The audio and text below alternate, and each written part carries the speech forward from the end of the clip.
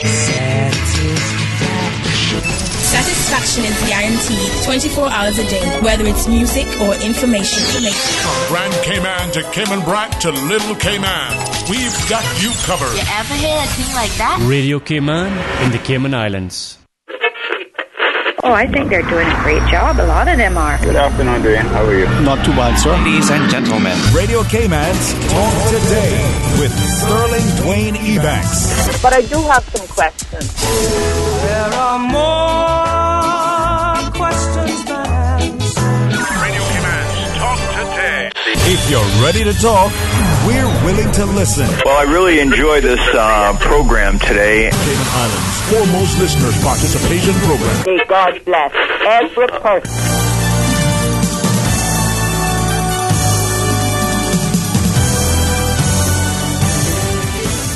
Afternoon and welcome. Thank you for joining us here on this Thursday edition of Talk Today. It's going to be open line until 1 p.m. and then at 1, the Honorable Opposition Leader will join us. Looking forward to him sharing with us on that occasion. So 949-8037 or toll free at 1-800-534-8255. Stay tuned for Talk Today. Radio Cayman's Talk Today, the Cayman Islands' foremost listeners participation program. We ask our listeners to avoid statements or comments which are abusive, derogatory, malicious, or defamatory. Do not use any indecent language or make any statement which is false or misleading. Email talktoday@candw.ky or call 1-800-534-8255. Courtesy of Flow. Cayman's #1 network that connects you to your world like never before. Let your voice be heard. Once again, here's your host, Sterling Dwayne Ebanks.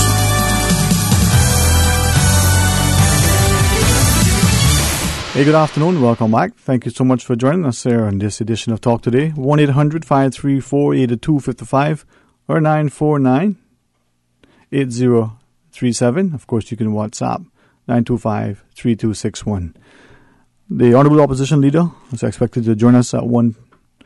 And until then, we'll have some open line. And those in the media would know that the opposition had a press conference slated this morning at their offices on Smith Road. The opposition leader and his deputy was calling the press conference to talk about maybe primarily two things: the private members' motion to fund education, and secondly, to call for a referendum on the new port. So they were proposing a private members' motion on the referendum on the proposed port. Would like to get his insight and input on that. But in the meantime, it's open line. We want to hear from you, 949-8037 or 1-800-534-8255. We're gradually starting to recognize that, with the new chairman at the sort of Education Council, Mrs. Don Scott, and the expectation. He's the son of an educator. He's probably one of stalwarts in our community. Certainly not just within the business and financial realm, but an upstanding gentleman in his own right. I guess many are expecting great things through his leadership as we take education and move it forward. Hey, no better way to improve education than to have, those mindful of its importance. But if we don't talk to each other and share our views, what is the point? 949-8037 or 1-800-534-8255 or WhatsApp 925-3261. Looking at a couple of sentiments that were expressed by a few of our listeners. A fellow called me, promised to send through some information. He then, sent it back through and apologized for it coming through not as early as he had anticipated. And as I look at what he sent earlier and looking at it again now, I realize that many in our communities are openly concerned about what is unfolding, both from the political perspective with respect to the potential, not just the advancing in our constitution, but the way in which it is being perceived.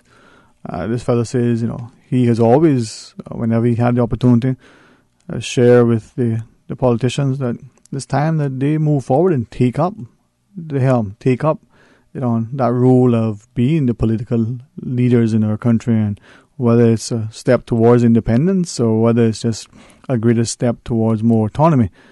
Now, he believes sometimes they are indeed afraid to do so because they don't want, at the end of the day, for all the fingers to be pointed at them. They can always say, well, that was the UK made us to do that. Or we couldn't do that because of the UK. If you're independent, well, the buck has to stop with you. So he wonders sometimes, did they lack the courage and the wherewithal? Now, on the other hand, he says, there are those who would share. Is independence really the best thing for the country? Can we make our way in this changing world and as an independent nation? Should we even consider that? He always thought, yes, we should. Now, that's his mindset. But he says that he was concerned that the way we were going about it seems to be a little bit circumspect. He was concerned that some people were trying to move things forward and, set up scapegoats, put things in a way that played to people's emotions rather than to the intellect. And he thought that if it goes forward that way, we'll be the losers, all of us. And not only in the short term, but for the long term. Not because of the timing, but in the manner. Now, that was his perspective. The information he sent through wasn't just a sort of historical brief of some of the other nations that have gone independent, but some of the costs and consequences of an independent nation and today, the obligations to the international community. We talk about, he says, the funding of embassies or other outposts. But that is probably something that you could easily work with other nations. It certainly hasn't, the cost hasn't to be as big as some has made it to be. He also shared that the idea that we are looking at our internal defense isn't necessarily being considered. The expansion of the prison service, both in terms of personnel and the need to construct, more buildings. Well, if he shares, the courts are constantly saying to the prosecution and the wider community, let's find a way to, change the way we send people to prison. The reasons that we send people to prison, he believes that's probably part of the reason why some of the enforcement of laws are as lax as they are. The system is being overwhelmed. There's no way to house others. Then he thought about, the policing, the approach, the cost, and the like. Things he thinks that are going to, bite us hard and fast unless we get a hold of it now. I always enjoy listening to him. As I've said to him oftentimes, I don't always, agree with the way he reasons things. And respectful sometimes, I don't know that I always understand his approach, his perspective. But if you're not willing to listen to someone else who is either more experienced, who is smarter, or who has, perhaps even an independent view, how can you learn, grow, challenge your own mindset? Now, the one thing I've said to him always is that, his unwillingness to, say what he says publicly, well, it's unfortunate. And I think that comes back to what most of us have shared. I spent a greater part of the morning trying to balance some of what he shared against sentiments expressed late yesterday by a number of students who are now getting ready to return to university. All of them have expressed concern from two perspectives. One, whether there'll be funding, whether they'll be able to continue access to the funding for their scholarships.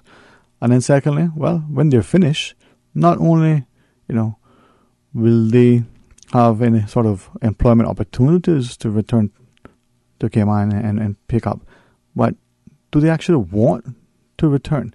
Are they feeling welcomed? One said he's grateful for the funding, private and public, all of the different little bits and pieces that he has in order to help his education. But finding a summer job, pay or no pay, was almost next to impossible.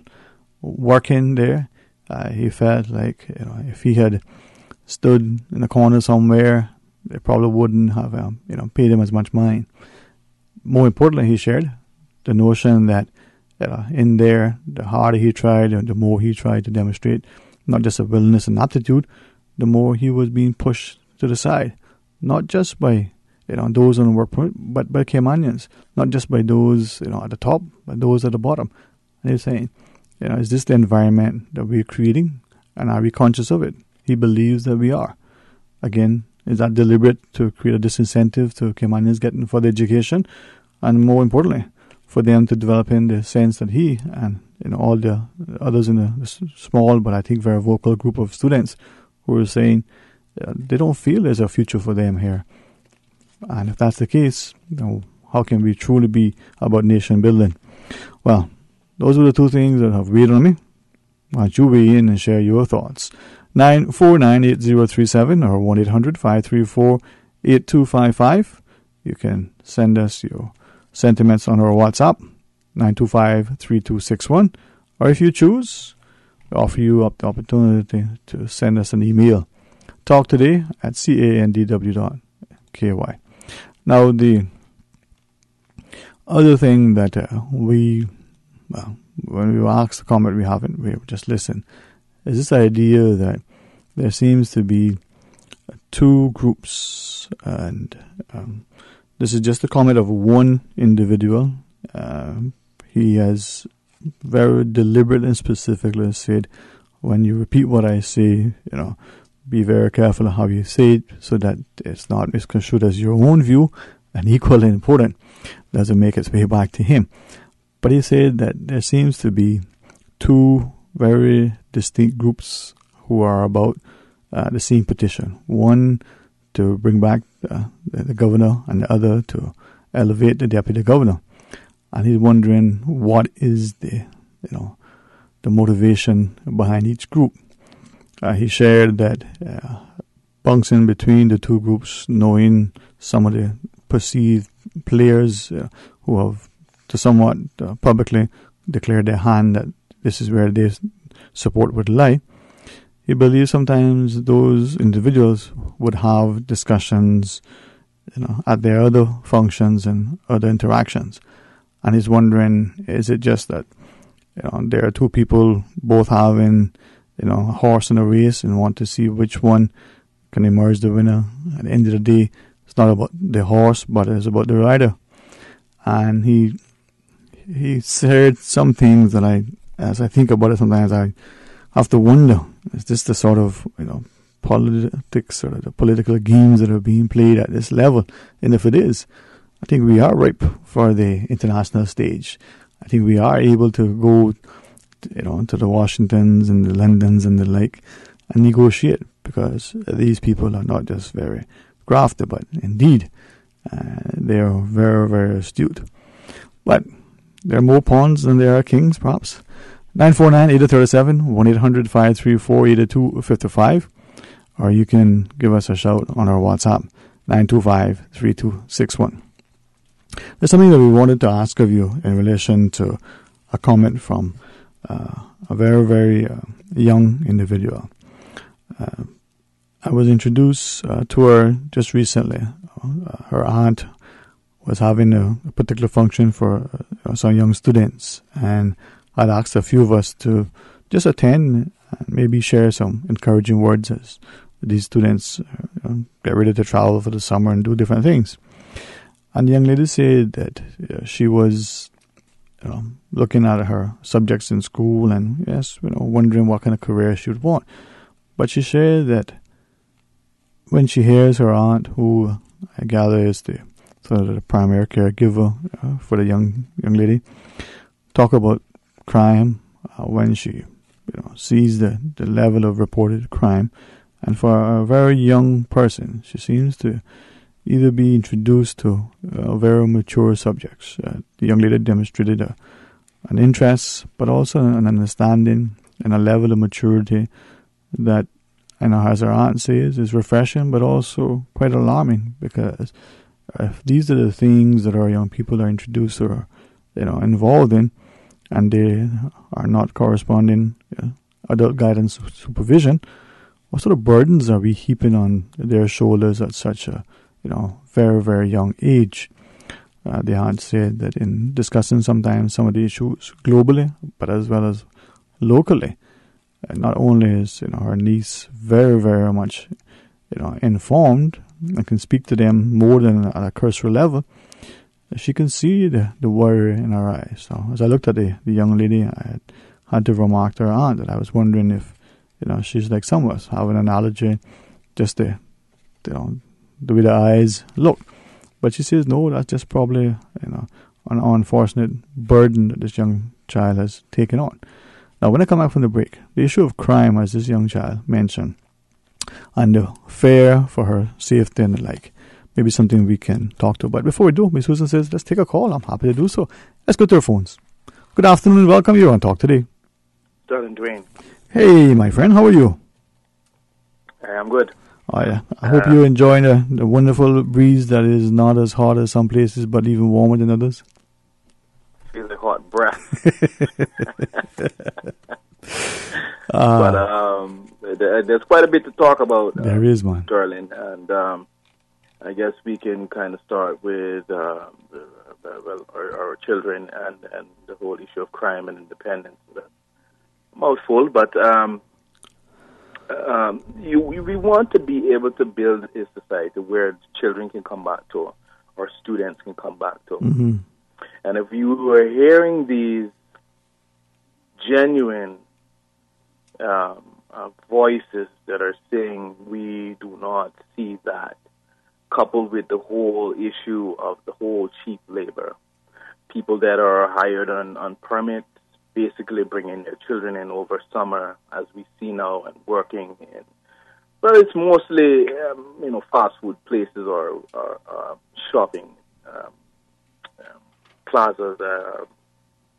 I don't want to call them names, but we see them bagging, we see them doing those things, and I think Caymanians that are going to school and getting these scholarships, they have a certain level of education, and they have a certain level of expectation to which we cannot take from them. Yes, you got to start at a certain level, but are those positions available for them to move into? That is that question which has to be answered. And the whole issue of crime, it is very troubling. That's one of the reasons I even made a move to where I am now, because it's just escalated uncontrollably, and it doesn't seem to be a handle on the number of people we are allowing to come in to the island. So I think there's a correlation between crime and all of the people that we're allowing into the island. What say you, Dwayne? As I listen to you, I think that's a sentiment that has been expressed by many, and unfortunately, when it's said, people look only at the lower sort of economic, earning potential of some who come in, not willing to look at maybe those who are in the financial sector, who come in as professionals, or who come in the hospitality sector as executives and the like. So that potential for increased criminal behavior could increase with the increase in population, but then our own people seem to have either accepted it as a price to pay for this ever increasing consumer oriented society that wants to, in their minds, equate progress and the like with all these other things. But why is it our people are willing to accept that and acknowledge it as that price? I don't think we are accepting it because there is no leadership that's limiting the floodgates. There's no limit on cars. There's no limit on permits. There's no limit on... There's no limit from their leadership. Right. Let me, out of fear of being chastised by not just politicians. Me? I might be chastised? No, not you. So let me share with you, right? And recognizing that there's who quickly chastise you. The gentleman that I referenced earlier who pulled me aside and, sort of shared his views as I tried to relay earlier. He says he recalls a comment I made back in 2001. He gave me the sort of chopped in verse of it.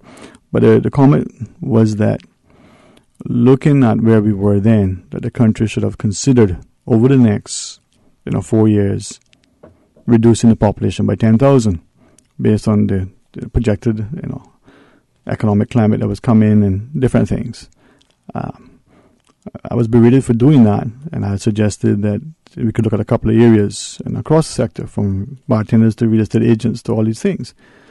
And he said, he apologized, because he said when he heard it, he thought, man, this guy don't really understand business and whichever, right? And was being anti this and that and the next thing. But it would have given us a chance, he said, if we had done that, to look at where we were, get a handle on the path we were on. Now, the question that I asked him is it too late? Because now we seem to be on a trajectory that we're talking about 120 or 150,000 people in our population in 5 or 10 years, or whatever the number is, depending on who you speak with. But there's no talk about bringing people together, no talk about trying to create an accepted mindset amongst our people relative to our safety and security, the prosperity and the like. And how do we get people to share in this common vision of a healthy, productive society where people are kind and considerate? You say those things and people say, oh, you're living in this fantasy land. That's not how the world runs. I think we might want to take a break and then we get back to that. I'm not sure if I'm imposing, but I would like to answer that, but I am aware. All right. But let me ask Ms. Susan, because I was going to tell you, keep talking, but do you want to... well, you see, it's... She's in charge. She said, keep talking, Bobo. I know. And there's a direct correlation, Sterling. It's either we are going to be productive with the little we have, or we are just going to keep grasping at straws for what we don't have. More doesn't necessarily mean better, and that's what we're experiencing. But the leadership seems to contend that more people, more cars, more money, and people can say that and stuff, but you have to be able to look yourself in the mirror and say, Bumbo, I can't even leave my yard because it's too much carbs. I can't go and eat food because somebody might rob me because they broke. I can't do this and at some point, somebody, it either we have leaders or we don't. But so I don't want to catch you back on the independence topic, but let's stick to our timeline, sir. No problem, man. Listen, I'm always grateful for those who want to. But as you talk about, be mindful of those in the architectural realm who always pick up the adage that less is more, and more isn't always more. But if you can, next time when you're ready, rejoin us, man. Enjoy your afternoon, all right? Thank you. All right. We think, we talk, we act, we share. Who knows who will inspire? Let's just prepare to be accountable, though. Let's pause and take a break. When we come back, more talk today.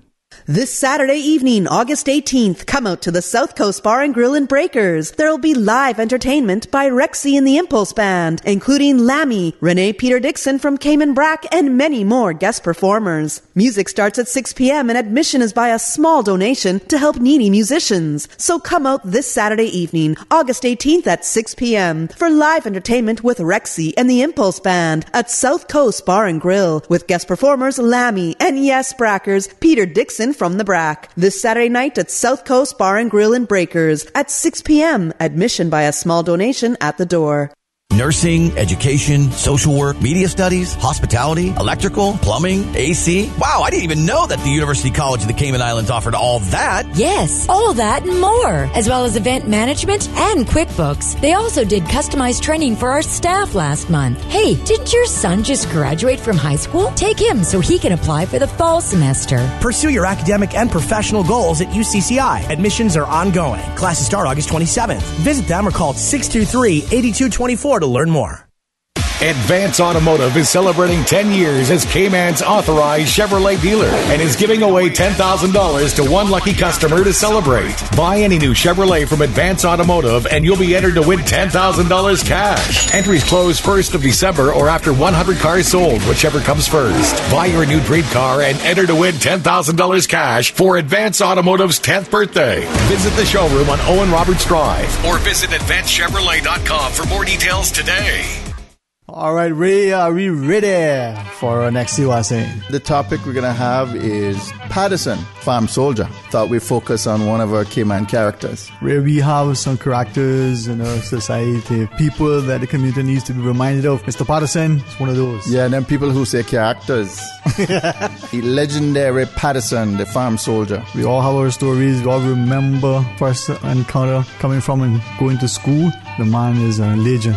Yes, we need people to call in and tell us some of the Patterson stories and things like that. As we celebrate, respect, and pay homage to what I think was a great character in our society. Join us this Friday. This Friday already? This Friday already. See What I'm Saying show. And the topic is Patterson. Make sure you call in. Make sure you listen. All right. This Friday, we have a special guest to help us to navigate our historical record. We hope. We hope. If not, join us anyway. See what the correct will be. There you go. This Friday, See What I'm Saying. Young World Fashion going out of business sale. Everything must go. All stocks reduced. Up to 75% on all items. We would like to thank you, our valued customers, for their patronage over the many years. Young World Fashions is located on Eastern Avenue. Everything must go. It's going down for it.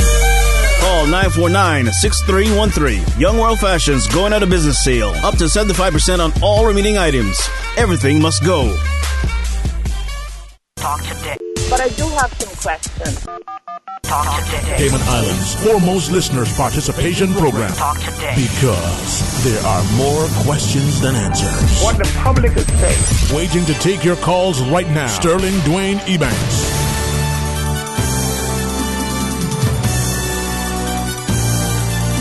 Good afternoon and welcome back to Talk Today. Thank you for joining us. It is open line, 1 p.m. We're expecting to accompany the Honorable Opposition Leader, Honorable D. Ezzard Miller. As we shared earlier, there was a press conference scheduled by the opposition. Talk about a number of issues, including their proposed private members' motion to fund education, as recently announced by the Education Council, the chairman in particular. And then the referendum on the port. That the opposition is planning to bring a private members' motion. So whenever our politicians are able to speak publicly and directly, it's always good to engage them. Looking forward to having the Honourable Opposition Leader join us, and maybe fortunate enough to have a few of the other members in tow. Never can tell. That's 1 o'clock. But between now and then, there's open line, so why don't you give us a shout and share your thoughts with us. The last caller, though, his sentiments that, just to extrapolate from what he's sharing, you have a society. We see the numbers of people who are here. We see the population increasing. We see the potential profits that are being made by the different businesses, whether it's the public utilities are saying, we're just making hundreds of millions or tens of millions, whatever the number is. Or we see that other private businesses, whether the retail or restaurant or otherwise, seemingly doing quite well. We gather that many people are upwardly mobile and have increased their financial wealth from their occupations, from their investments. So perhaps it's good. But then is that being shared across the wider cross-section of our communities? And when you hear the caller, as men have said, if our students who are on scholarship, whether they're being funded privately, whether it's a student loan or otherwise, and they go off to universities, get their qualifications, get their professional designation, they come back and they can't find employment.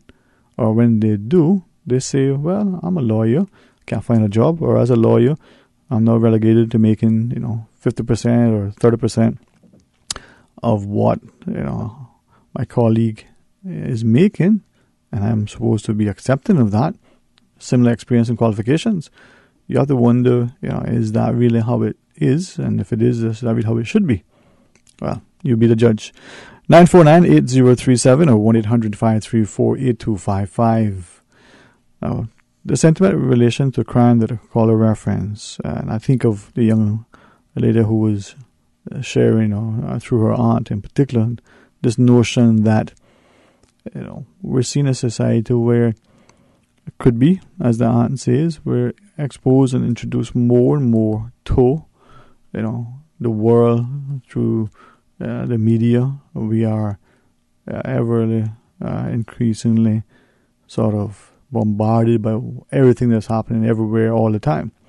So maybe the world isn't any, more unsafe, but maybe it is. But there are young people that are growing up in a world where they no longer have, this relative freedom to run freely on the beaches, whether they're in Cayman or Cancun or, some other place, and they feel subject to being harassed and kidnapped and all sorts of things. Now, what does that do for people and their mindset? And what is it when we can think back to a time where, our roads were safer, our neighborhoods were safer, our schools were safer? Can we get back to that time? Not to revisit, an era where people didn't have, their daily needs met, didn't have the opportunity to make greater wealth and the like, but a time where, they were physically safe. Hey, good afternoon and welcome. You're on Talk Today. Good afternoon, Dwayne. Peter Schmidt here. Good afternoon, Cap. How are you today, sir? I'm not too bad, thank you. Yourself? Very thankful, man. Blessed. And, if you squint really hard, you might even say I'm handsome. All right. Well, if I don't wear my glasses, I would agree with that. Anyway, we can still chuckle, can we? Yes. And you're back on a topic that we often speak about on this and other talk shows. It's just listening to your conversation with the previous caller. It occurred to me that if you or if I were king for a day, what would we do to put things in place that would benefit primarily our young people, that they would, 20 years from now, they would say, we are so glad King Dwayne or King so-and-so put this or that in place, even though we didn't like it at the time, but it has really done a lot for us. It has put us in a position to where we can benefit from the good things that our nation can offer us, that we are personally, we can prosper, we can have a satisfactory life. What would it be? What would it be? And I'm wondering how many of our legislators that we elected to lead the country and the thing is, are thinking like that. Now, in absence of them thinking or not thinking like that, what about the rest of us in the wider community, the voters specifically? And the reason why I say that is because we're the ones who go to the polls. We're the ones who, at the end of the day, we're told, it's still a free and fair election. There isn't any great concern about the outcome not being democratic. So let's act on that that's the case, in fact. But is a day enough? Probably not. But it is just one way of expressing, because once we consider, and it's not an easy answer, by the way, once we consider what it is that we have to do, that has to be done, then it may only take one day to get the germ of the idea, and then it can be developed, and then it can be acted upon, even if it's on a later day. It doesn't all have to happen the same day. The point is the focus. You were talking about safer times, easier times. Now, next year will be 50 years that I have been residing in the Cayman Islands. And I've seen many of the changes. Like many others, I came here as a young man with very little means, and the island spoke to me, and the people of the island, it spoke to me. The economic climate was full of opportunity. I have been able to take advantage of some, not as much as others, and more than some others. So overall, it has suited me, and hopefully I have benefited the Cayman Islands as well. Well, I think you have, yeah. So, and the point about that is that this is 50 years ago, and it seems like it is a couple of weeks. Okay? Now, if we look back 30 years, that'll take us back to 1988. And we think, there was never a time when the roads were paved with gold for everyone. There were always people that were struggling, and we always look back nostalgically and say, oh, those were the wonderful times, and yet I am sure when I hear my wife talking about the days where she was living with her grandmother or her grandparents and the extended family, yes, she remembers the good things, but human nature is that we forget over time. We forget the challenges and the bad things and the vexing things, and we remember the good, because those memories we are fond of and we will recall. And it's going to be the same going forward. There will be a day, I have now people that I worked with back in the 70s and et cetera. They will say, oh, those were the good days at the Holiday Inn, et cetera, et cetera.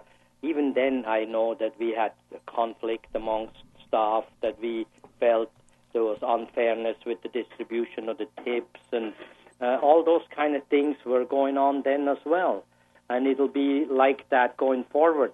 But we need to think about the fundamental things that are going to position the next generation of voters, next generation of leaders, that they will look back and say, the leaders we had, the people that we had back in 2018 really were wise in implementing this measure or that measure that now benefits us. Let me just throw an example out to you. And I've said it often enough before, I have benefited from the fact that as a young man, I had to go to the military. Mm-hmm. Okay, now, Switzerland has not been in an active war since 1848 when Napoleon came through Europe. So there wasn't much danger of me actually having to go to a fight in a foreign war.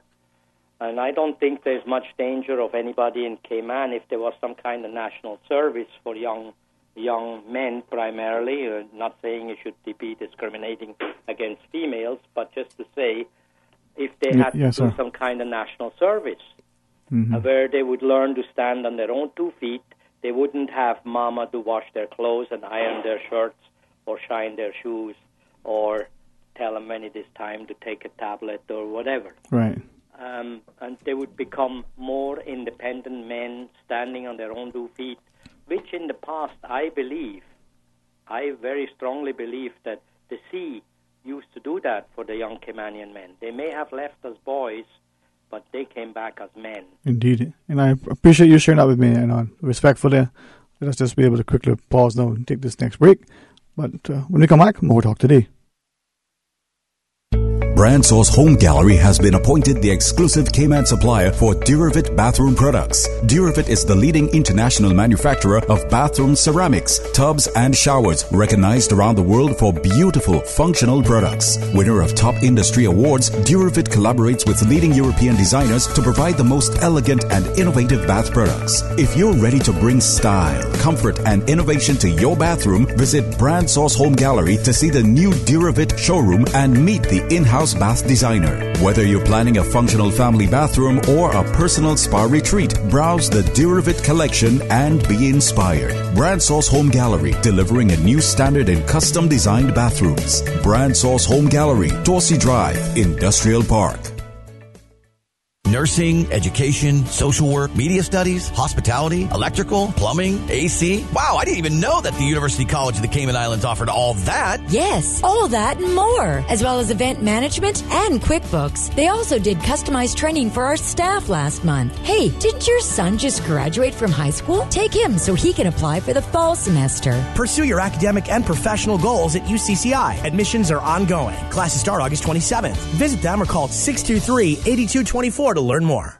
Are you ready to pace yourself? The Lions Club of Grand Cayman's 7th annual Delano Hislop Memorial Journey for Life 15-mile walk-run is Sunday, September 2nd at West Bay Road, Public Beach. Register today and do your part to help raise awareness for prostate and colon cancer, and also raise funds to help support victims and survivors in the Cayman Islands. Registration fee is only $25. The Delno Hislop Memorial Journey for Life 15-mile walk run, Sunday, September the 2nd at West Bay Road, Public Beach. Call 917-7223 or visit caymanactive.com to register today. Talk today. But I do have some questions. Talk today. Cayman Islands' foremost listeners' participation program. Talk today. Because there are more questions than answers. What the public is saying. Waging to take your calls right now. Sterling Dwayne Ebanks.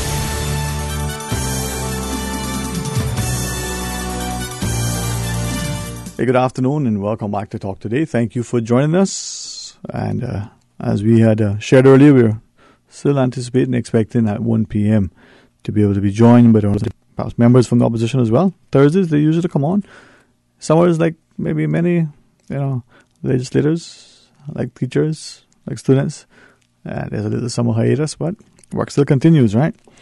949-8037, 1-800-534-8255. To the last caller, thanks for sharing that thought. Again, respectfully, I know we could have chatted some more. I was eagerly looking forward to being able to, but you gotta be able to, take your breaks and the like, and make sure we show the advertisers that we are indeed appreciative of them spending their advertising dollars with us. 949-8037, 1-800-534-8255, or you can WhatsApp 925-3261. Let me share 2 emails with us. This one came in, probably was sent prior, but we didn't get it till after the show ended yesterday. We were talking about a caller in particular had shared that sometimes the government loses out on the tourism accommodation tax, that room tax that people are supposed to pay. Partly because of maybe unscrupulous business people, partly because of lack of inspection and registering properties and all sorts of things. But this person, this emailer, shared a thought, says, never mind the small, quote-unquote, small guy on a permit. Some of the wealthy are renting their 7-mile beach condos and big homes for thousands and thousands of dollars per night to quote-unquote relatives and friends. They're not paying any room tax. They don't have a license. Says one, a friend, a chairman of one of the committees of the 7-mile beach condo associations had wrote to the premier about this. And if we were to look, he says, you could probably find a couple of examples. Can be found out by just checking the entry documents and visiting the houses or the condos, or even checking out the websites. Shouldn't be that difficult, he says, or she says. Another email comes through, says, in relation to the prison population, says, we have way too many locked up for petty offences. Asking the prison management how to reduce this number is like asking the civil service to cut back and reduce numbers. It doesn't work. They want to grow, not reduce. It's called empire building. Also, says, why do we arrest overstayers as they are leaving at the airport, or arrest a tourist leaving with 1 bullet in his bag? This is nonsense and just makes more work. Or should we read that? Makes more money, for the lawyers, for the judges, for the police, for the prison, for the government, etc., etc. Question to be asked is there anyone out there with common sense anymore? Well, thank that emailer for sharing that thought. Let's just take this caller. Good afternoon and welcome. You're on Talk Today.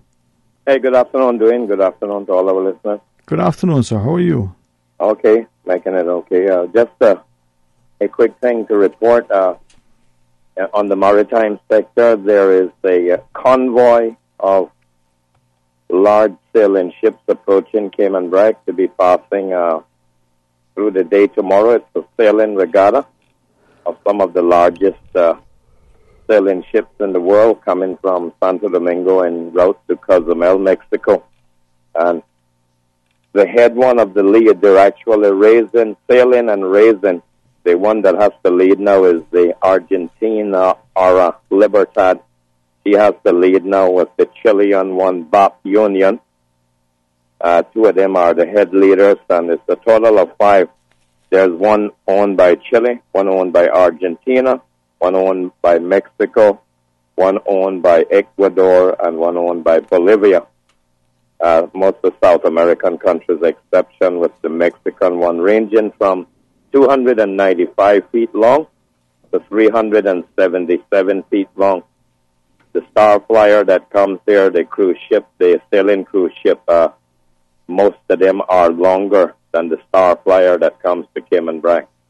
And just to report, a cruise ship is due to arrive off Cayman Brac in October. We finally got another one, arrangements for another one to come in here.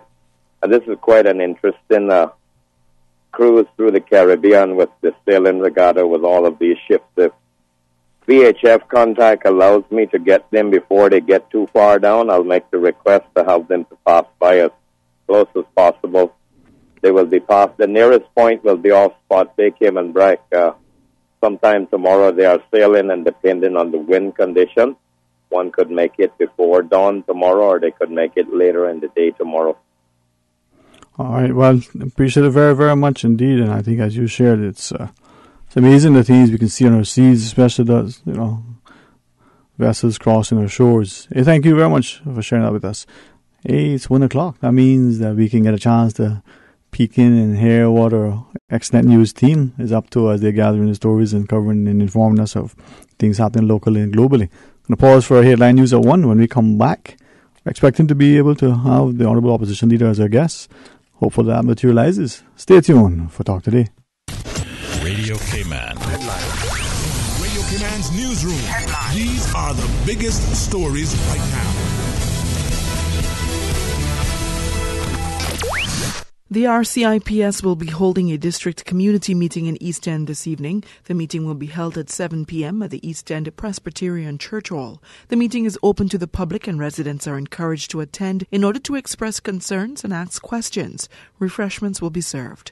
Good afternoon, I'm Dion Anglin with your headlines. In news elsewhere, Aretha Franklin, the Queen of Soul, known for hits like Respect and Think, has died in Detroit at the age of 76. The legendary singer was diagnosed with cancer in 2010 and announced last year she was retiring from music. Franklin had 17 top 10 U.S. chart hits over a music career spanning 7 decades. A physician to the Queen was killed in a cycling crash in central London. 67-year-old Dr. Peter Fisher died in a crash with a lorry in High Holborn on Wednesday morning. Despite treatment, he was pronounced dead at the scene, becoming the 7th cyclist to die in the capital this year. And powerful pictures from the Faroe Islands show the sea turned blood red after dozens of whales were killed by islanders in preparation for the harsh winter months. The Faroe Islands are located in the North Atlantic between Norway and Iceland and are made up of 18 tiny islands. Pilot whale meat and blubber are a food source that will help feed the 50,000 Faroes through winter. Locals have been carrying out the annual hunts for centuries, but the gruesome images will likely shock many outsiders. That's a wrap of your headlines. I'm Dion Anglin. Radio Cayman, the voice of the Cayman Islands. What's happening in your community? News and information, music and more. You can find us. www.radiocayman.gov.ky. Like us on Facebook and follow us on Twitter. Radio Cayman is your choice, your voice for today's biggest news. Radio Cayman.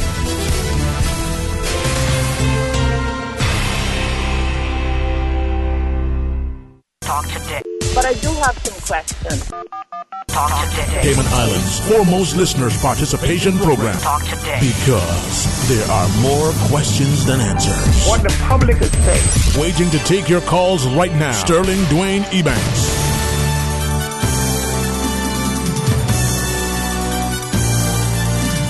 Hey, good afternoon and welcome back to Talk Today. 949-8037. Toll free with the compliments of Flow at 1-800-534-8255. Or likewise, you can send us your thoughts on our WhatsApp, 925-3261. Maybe even have an email. I mean, sometimes it's put it instantaneous. Sometimes it seems to take weeks to arrive. So I can read it. Wonder why. Talk today at candw.ky. Yeah. Implicit in that is a statement, but you can have fun with it. Hey, why not? It's an interesting world in which we live. Give us a shout. Share your thoughts with us. Looking just briefly during the break, sentiment sent by someone here on different platform. And the person, well, let's see how I can phrase this so that it doesn't get that person, and nor Miss Susan, in trouble, because apparently now she's responsible for what I say. Yeah, she's like, haha, wasn't, still isn't. The person shares the view that as we look at reform in education, very, very encouraged by what Mr. Scott, the chairman of the Education Council, has said publicly. Trying to paraphrase and somehow present this in a manner, as I said to the person who sent it through, that I can't even read this the way you sent it, not just because I was typed, but the language that's used. And the person responds, you know what, you get frustrated sometimes, you just need to say straight up. Well, take this, hopefully respectfully, but we need to learn how to say things straight up without being laden with expletives in a manner. I'm not talking about, necessarily having to talk with some fancy accent or even say words that are not clipped at the ends. It's good to be able to reflect our dialect and, make sure that our deportment nonetheless is one that isn't disrespectful. But this individual has shared that there's been too much lip service paid to education and to scholarships and to all the like for too long. The notion that some people get scholarships because of who they are and some people don't because of who they are. Not necessarily the academics. Now, he always believed that if you have the financial wherewithal, maybe you would be more inclined to have to fund your education.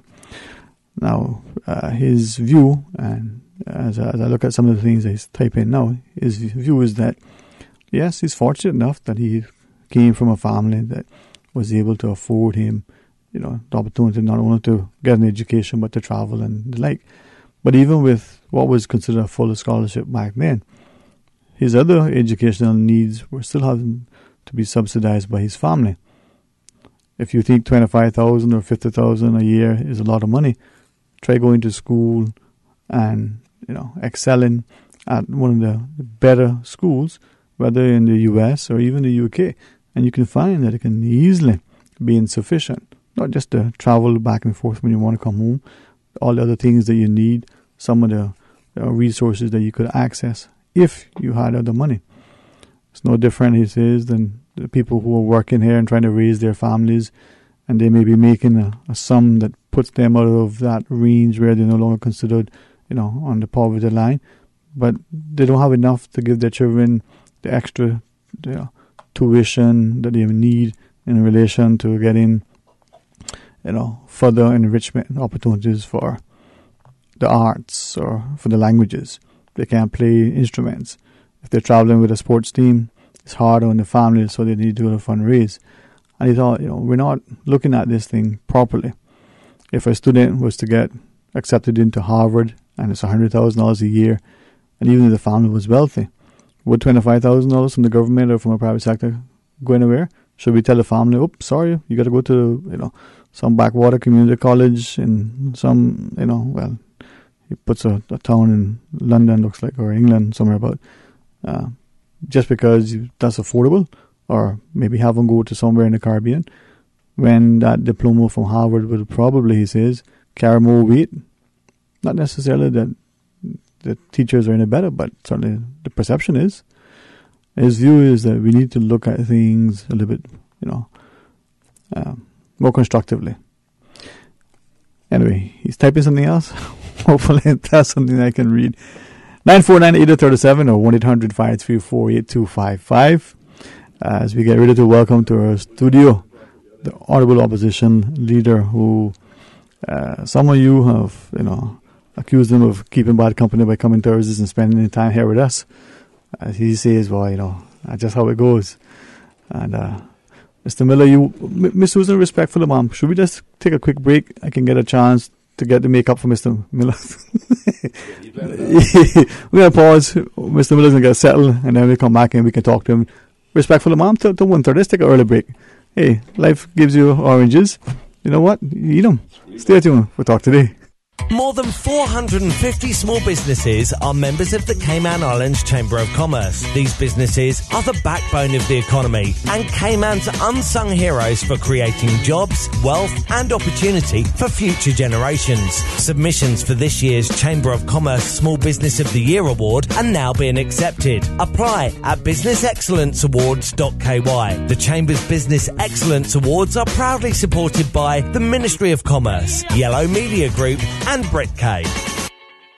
Hon, what do you say we do a staycation this month? What? With all these bills, you really think we could find money to do that? Well, you obviously haven't seen that CUC bill this month. Do I ever want to? You think that cleaning the AC filter, setting the thermostat, timing the water heater, and resealing the windows and doors was for nothing or what? Be it's going on a staycation, honey. CUC, you've got the power. CUC. This message was brought to you by Caribbean Utilities Company Limited. Remember, you've got the power to conserve the energy you use and save. Always ensure that food preparation utensils are washed with a strong detergent and rinsed in hot water in the event that they have made contact with flood water. Boil silverware for 10 minutes and immerse glass, porcelain, china, and plastic items in a solution of hot water and 10% chlorine bleach before use. For more post-hurricane food safety tips, visit DEH website at deh.gov.ky. Hello, Cayman. My name is Talia Green. I'm your contestant number 1 representing Georgetown. It's Leticia Bush. I am contestant number 2 and I'm representing Bodden Town. Contestant number 3, Trinity Dixon, representing Bodden Town. My name is Aaliyah Harrison and I'm representing the beautiful district of West Bay. I'm Caitlin Seymour, contestant number 5, representing the district of Bodden Town. You're listening to Radio Cayman. Join us on August 25th for the 30th annual Miss Teen Cayman Islands pageant held at the Lion Center. Be there! Be there! Be there! Anything I can do just to make you feel alright. Oh, I just had to let you know you're fine. All right, Ray, are we ready for our next CYC? The topic we're going to have is Patterson, farm soldier. Thought we'd focus on one of our Cayman characters. Where we have some characters in our society, people that the community needs to be reminded of. Mr. Patterson is one of those. Yeah, and then people who say characters. The legendary Patterson, the farm soldier. We all have our stories. We all remember first encounter coming from and going to school. The man is a legend. Yes, we need people to call in and tell us some of the Patterson stories and things like that. As we celebrate, respect, and pay homage to what I think was a great character in our society. Join us this Friday. This Friday already? This Friday already. See what's saying show. And the topic is Patterson. Make sure you call in. Make sure you listen. All right. This Friday, we have a special guest to help us to navigate our historical record. We hope. We hope. If not, join us anyway. See what the car wreck will be. There you go. This Friday. See what I'm saying. Talk today. But I do have some questions. Talk today. Cayman Islands' foremost listeners' participation program. Talk today. Because there are more questions than answers. What the public is saying. Waiting to take your calls right now. Sterling Dwayne Ebanks.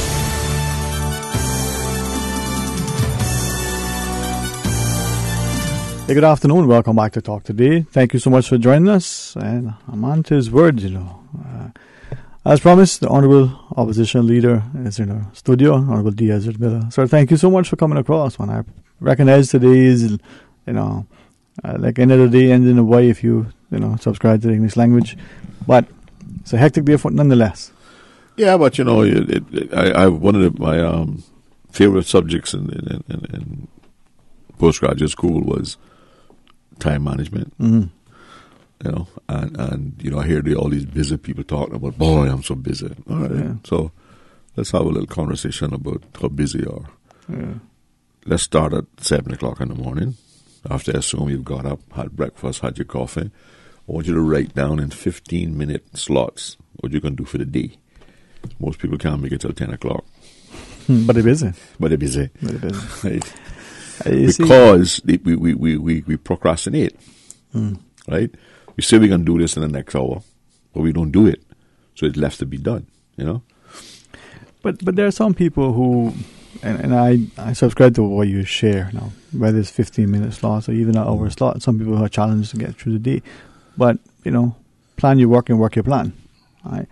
But there are those people who, when looking at that, will be less than complimentary about the people who employ that sort of strategy. But one of the things that how I managed my time way back when I was a EXCO member, what's now called a minister. One of the biggest time consumers and time wasters in the world is this telephone, whether it's cell or desk, right? Yep.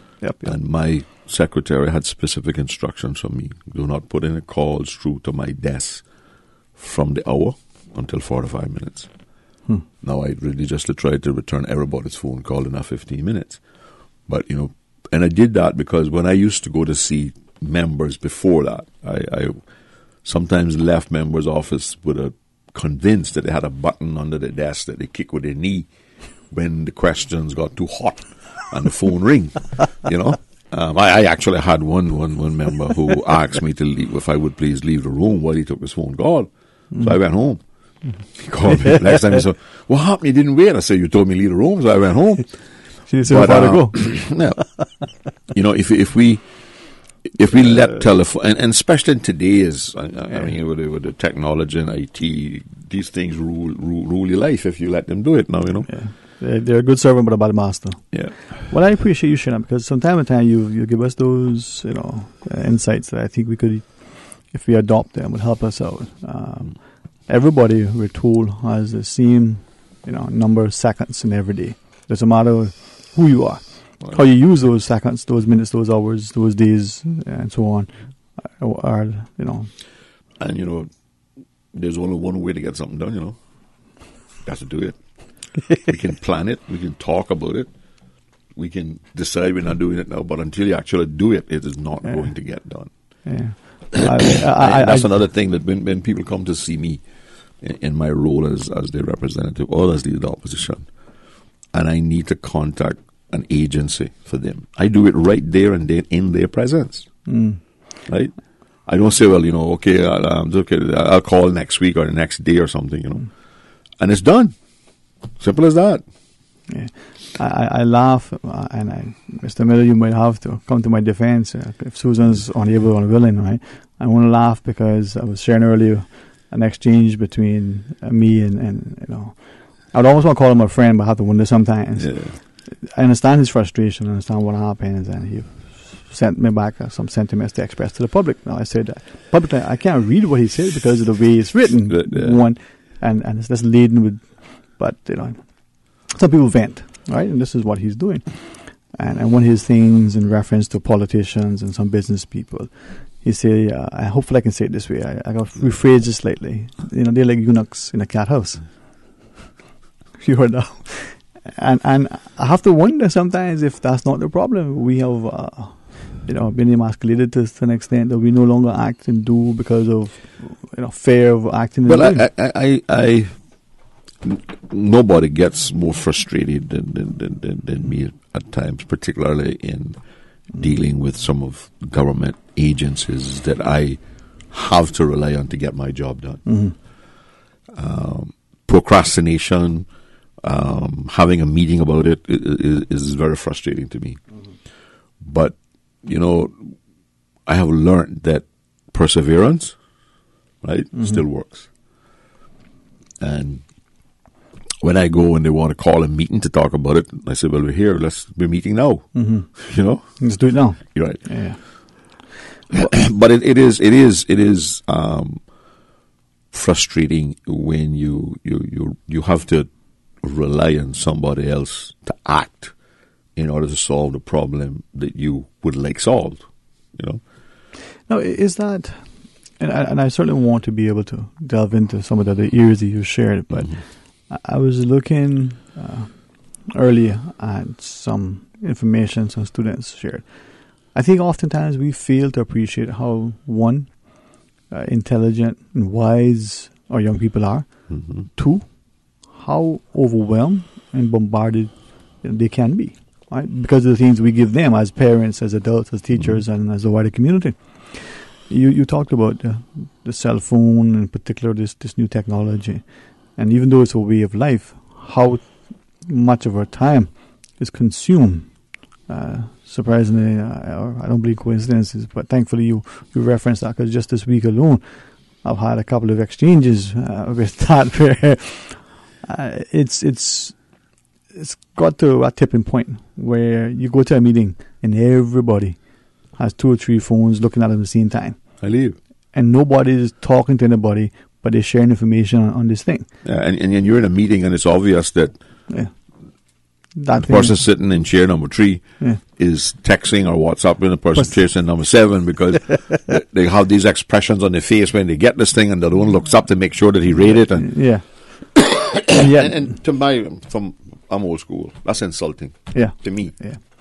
Well, other people around the table, because if you have information that you need to share with one person in the meeting, you are depriving the other people of that knowledge, therefore impeding their ability to contribute. But it also says that in that meeting, there's a meeting within a meeting, but there's a hierarchy as well. And not to show deference to the chair or to the what have you, but end of the day, if you can't have a meeting of minds, how can you have any consensus, any kind of commitment to a shared objective?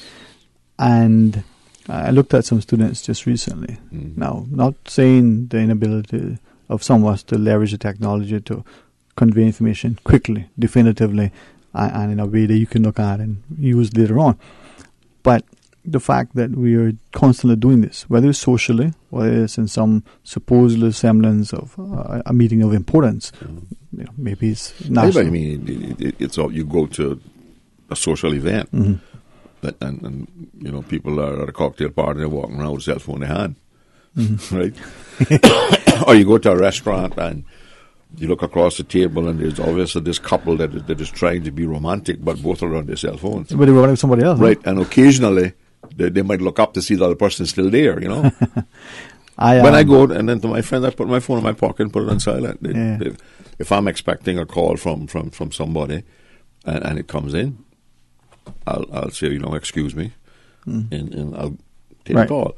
But it's very frustrating to be out with your friends and they're constantly on the phone talking to somebody else, having some other conversation, and here you are trying to engage them on some topic. I won't necessarily share this to impose on you or to even require anything, but if I could, in sharing with the public, share with you, or share with you, share with the public. There's an individual. You're a pharmacist by training. And this fellow is also in the medical profession. And he's been sharing with me in recent times his growing concern through his practice of the different patients he's seen, and where he used some terminology that I probably don't remember, but basically they come in there, eye strain, neck strain, wrists are hurting, all sorts of issues. And he's of the view that going forward as a world, but as a community, we're going to see more and more of this amongst our population, to the extent that he sees the potential cost to productivity, to our bottom line, being so high because of, again, the potential health costs of having to treat these things. Now, he said to me, what if we, were to have a sort of digital holiday? Now, he said he tried it one day, but because of who he is in his job, he can't do that because patients need to read him, colleagues need to reach him, and all these things. So he said to someone, and I won't call him, he said, I'm going to pay you, all right? I want you to, give me your word, and go from this period to this period. And if you can go, without touching your phone, right, I'll give you X dollars per time. He said the guy, did it for almost an hour and started to get to the point where he was withdrawal. The phone had to be in his hand to comfort him. And then eventually he was touching it. And he said, he had tried it once and 15 minutes. He used the word, having withdrawal symptoms in his mind. And I thought, anybody else saying that to me, I would think they're just, exaggerating or trying. But it was weird. And I make it a point to divorce myself from my phone for a period of time every day. Right? And that is the usual period that I pick is between 5 and 7 or 8 o'clock when I'm home with my wife and kids. Don't expect to get an instant response from me. Then my phone is in my office, and it's most likely on silent. And when they go to bed, I will go and look at the phone, and if it's somebody like the Mr. McLean that has called me, I'll call him back at 9 o'clock because I know that's not disruptive to him. If it's somebody else that I don't have that kind of a relationship with, I call him back the next day. But I don't. But I make it it's a choice that I make. That every evening I go home, I spend some time without my phone for the specific reasons that you're talking about. Yeah. Well, I'm grateful not only, sir, to the company of Mr. Ezzard Miller, but to our listeners. A listener has just saying, all right, I apologize, I picked up my phone to be able to share with you, right? So here's what you're talking about, right? Pictures, 6 images of people, having coffee with friends, one at the beach, one, they're watching their sports team, one they're actually going to couple out on a romantic date, one is a group of people having dinner, one is, a bunch of individuals in the car, including the driver, all with their eyes glued to the phone. And it says, a quote from Albert Einstein, "So I fear the day the technology will surpass our human interaction. The world will have a generation of idiots." Now, presumably, Einstein. Another example is, while I'm on the show here with you or with OC in the morning, people will be sending me WhatsApp and text messages, and then they call me up, "Man, you don't pay attention to your phone." No. I'm on the radio. The phone is one side, Now, with that, and as not just a sitting parliamentarian, but as the leader of the opposition and president, there was, as the opposition Senator press conference, a press release saying that there was a press conference today speaking to 2 specific issues. Shall we get to those now, Ms. Susan? Okay. All right. Miss Susan, you're talking to. I apologize, Mom. I'm not trying to take your job away from you now. She said, let's pause quickly. Right. She doesn't like the fact that your hair has a few sprouts. Nah, just kidding. We're going to pause and take a break. But when we come back, Mr. Miller will share with us. That's evidence that at least I've had the time to gather wisdom. Even if I got in here or not. But I've had the time to gather it. All right, we're going to pause. And we invite you to rejoin us when we come back. If you were getting lunch, go tell your friends, and we can tell you more about what's going to transpire. Please stay tuned for Talk Today. This Saturday evening, August 18th, come out to the South Coast Bar and Grill in Breakers. There will be live entertainment by Rexy and the Impulse Band, including Lammy, Renee Peter Dixon from Cayman Brack, and many more guest performers. Music starts at 6 p.m. and admission is by a small donation to help needy musicians. So come out this Saturday evening, August 18th at 6 p.m. for live entertainment with Rexy and the Impulse Band at South Coast Bar and Grill, with guest performers Lammy and, yes, Brackers, Peter Dixon from the Brack. This Saturday night at South Coast Bar and Grill in Breakers at 6 p.m. Admission by a small donation at the door. Cayman National Bank has been proudly serving the Cayman community for over 40 years. With over 7 customer service centers and ATMs located throughout Grand Cayman, Cayman Brack, and Little Cayman, Cayman National makes banking easy. Whether you're out dining, shopping, or playing, we invite you to visit our customer service center, conveniently situated at Camana Bay, which offers full-service banking along with ample parking. I invite you to visit us at Camana Bay, where banking blossoms. Nursing, education, social work, media studies, hospitality, electrical, plumbing, AC. Wow, I didn't even know that the University College of the Cayman Islands offered all that. Yes, all that and more, as well as event management and QuickBooks. They also did customized training for our staff last month. Hey, didn't your son just graduate from high school? Take him so he can apply for the fall semester. Pursue your academic and professional goals at UCCI. Admissions are ongoing. Classes start August 27th. Visit them or call 623-8224 to learn more. It was great catching up with you. I've got to go pick up my prescription at Healthcare Pharmacy in Grand Harbour. But you live in West Bay. Do you know you can go to Healthcare Pharmacy in Governor Square, their second location? Really? Yes, and if you go to healthcarepharmacy.ky, you can refill and transfer your prescriptions online and collect at either location. That's so convenient. Thanks. I'm off to Healthcare Pharmacy in Governor Square. Healthcare Pharmacy Grand Harbour, Healthcare Pharmacy Governor Square, and always healthcarepharmacy.ky. Talk today. But I do have some questions. Talk today. Cayman Islands' foremost listeners' participation program. Talk today. Because there are more questions than answers. What the public is saying. Waging to take your calls right now. Sterling Dwayne Ebanks.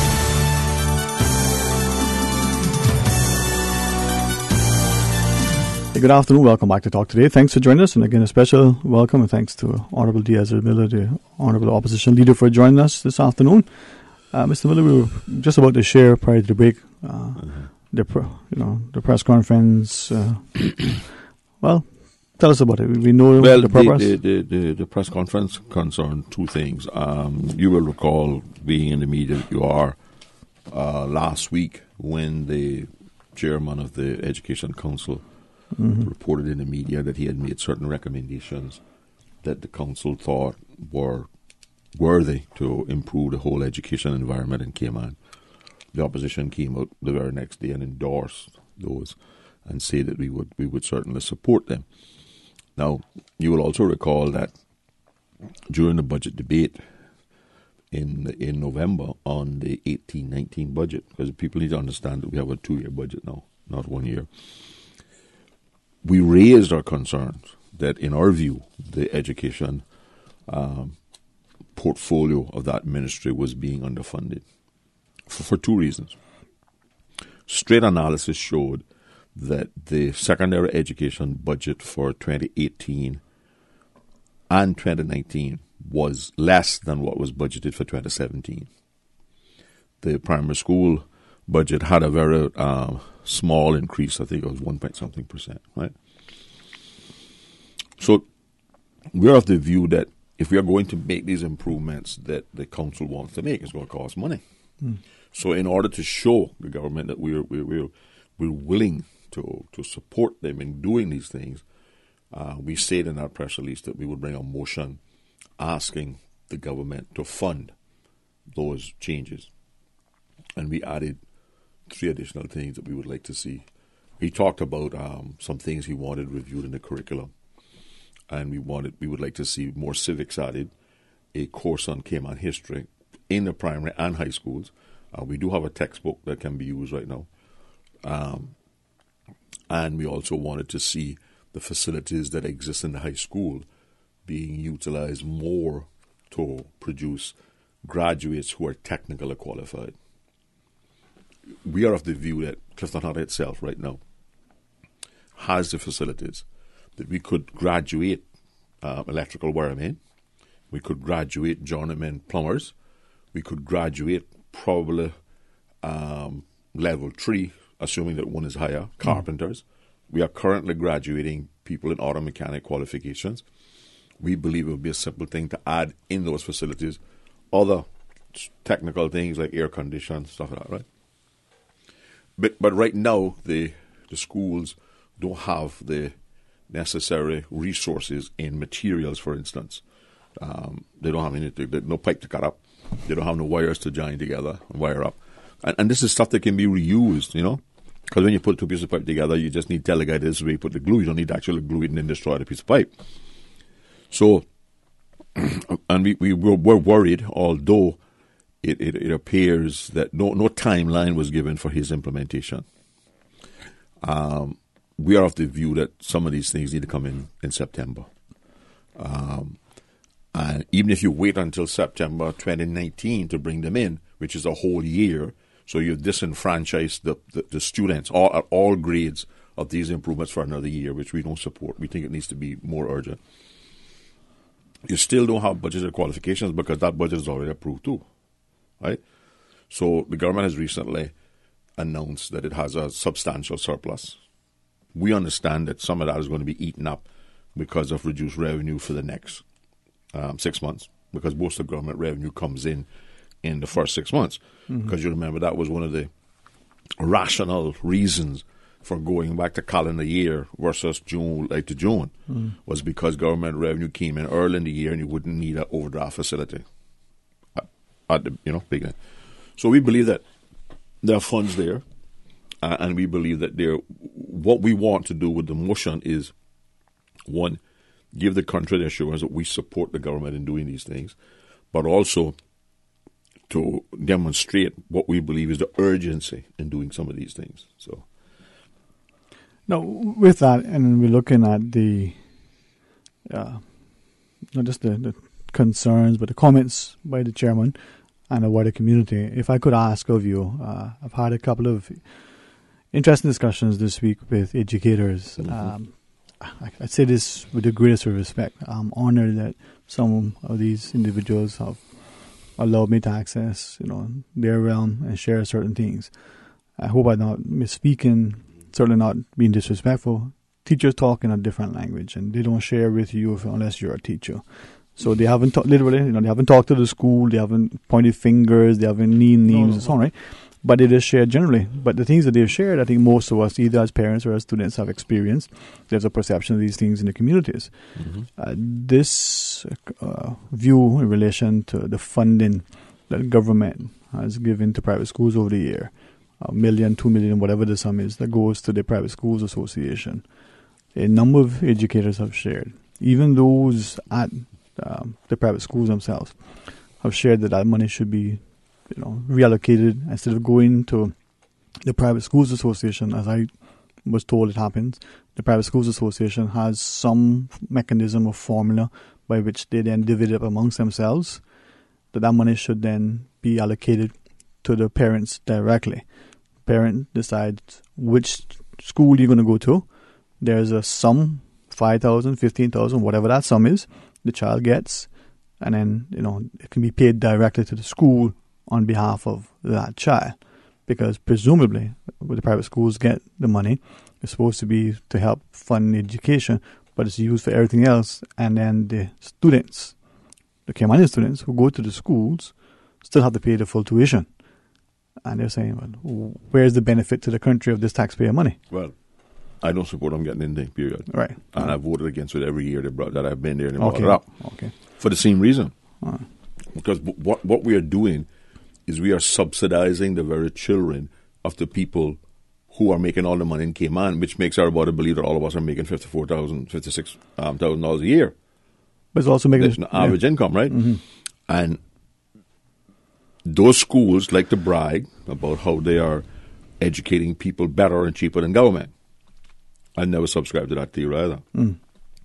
Because if the government would tell me how much money they spend on 8 Mile Primary, I would hazard a guess that it is substantially less than what these private schools are spending in their primary school. And they're not getting any better results than we're getting up there. But because what the private sector does to feather their nests is that they take the whole education budget, the ministry portfolio, which is the top administrators, the Department of Education Services, all the inspectorate, all the other stuff, right? The transportation of children, all this sorts of stuff, right? And divide that by the number of students so that it looks big compared to theirs. And all they're using is actual school expenses, right? Because very few of them provide transportation to start with and stuff like that, right? So it's a very biased thing, right? And if the government was so flush that Northside School and other schools were getting all the supplies they need, they didn't have to call me 2 or 3 times a year to make a contribution or to buy some supplies, then I would say, if you have a surplus on education, then we can look to the private schools. But we are currently depriving government schools of funding because politically we believe, and the people who support us demand, that we give money to the rich people's schools. And I don't want to get into to economic levels, but it's okay. It's a fact that is staring us in the face, right? The average Caymanian out there working cannot afford to send their children to private school. Right. If the government was giving private school A $300,000 and their annual fee was $35,000, right? And it says, okay, we want you, right, to do 10 Caymanian students, right, at half, or 10 at full, and 20 at half, right, on some at quarter, or whatever that it needs to do. Then I could see there would be some justification. But right now, all we're doing is letting the board of these schools off the hook by providing them with government funds while we're depriving the government schools of funding, and the board is not having to do their job to raise the necessary funds, whether that's through tuition or through other efforts in the community. And I think, too, and I appreciate you sharing. I know your interest in education. I was asked specifically to share this, with you and other politician would ask, right? Mm-hmm. I make no apology that I think education is a pillar in a community. I'm going to say no. I am fully support of education. Mm-hmm. I've always supported education, but I'm a realist, right? And a lot of these church schools, right, that are funded by church and their church members go to, why do they need a government subsidy? Yeah. And some concerns of this. These meetings have been over the few years. The last one was just the other day. These teachers have shared that, unfortunately, the media and the wider public, including government and politicians, are quick to jump on the public schools, talk about the bad behavior, and they say they're not defending or denying that it doesn't exist. But the same thing happens in the private schools, and they relate a couple of instances. One where in private schools, for instance, some of the same church schools, there are improper relations between teachers, or even sometimes alleged teachers and students. But the relative ease with which the private school can, hide, dismiss, cover up whatever the incident, it just goes away. It becomes a big issue when it's a government school. But they also shared that sometimes the standards aren't there as we are expecting to believe just because of how it's assessed. But it was one of the things that they thought was unfortunate. It's going to be very interesting now that the government has established the inspectorate. Mm.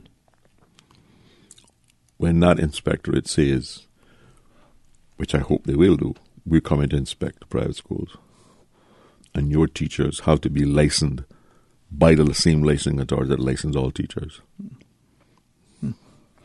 Well, it's going to be interesting to see whether their first suggestion is going to be, we'll give up the subsidy. Right? Well, that's the other thing too.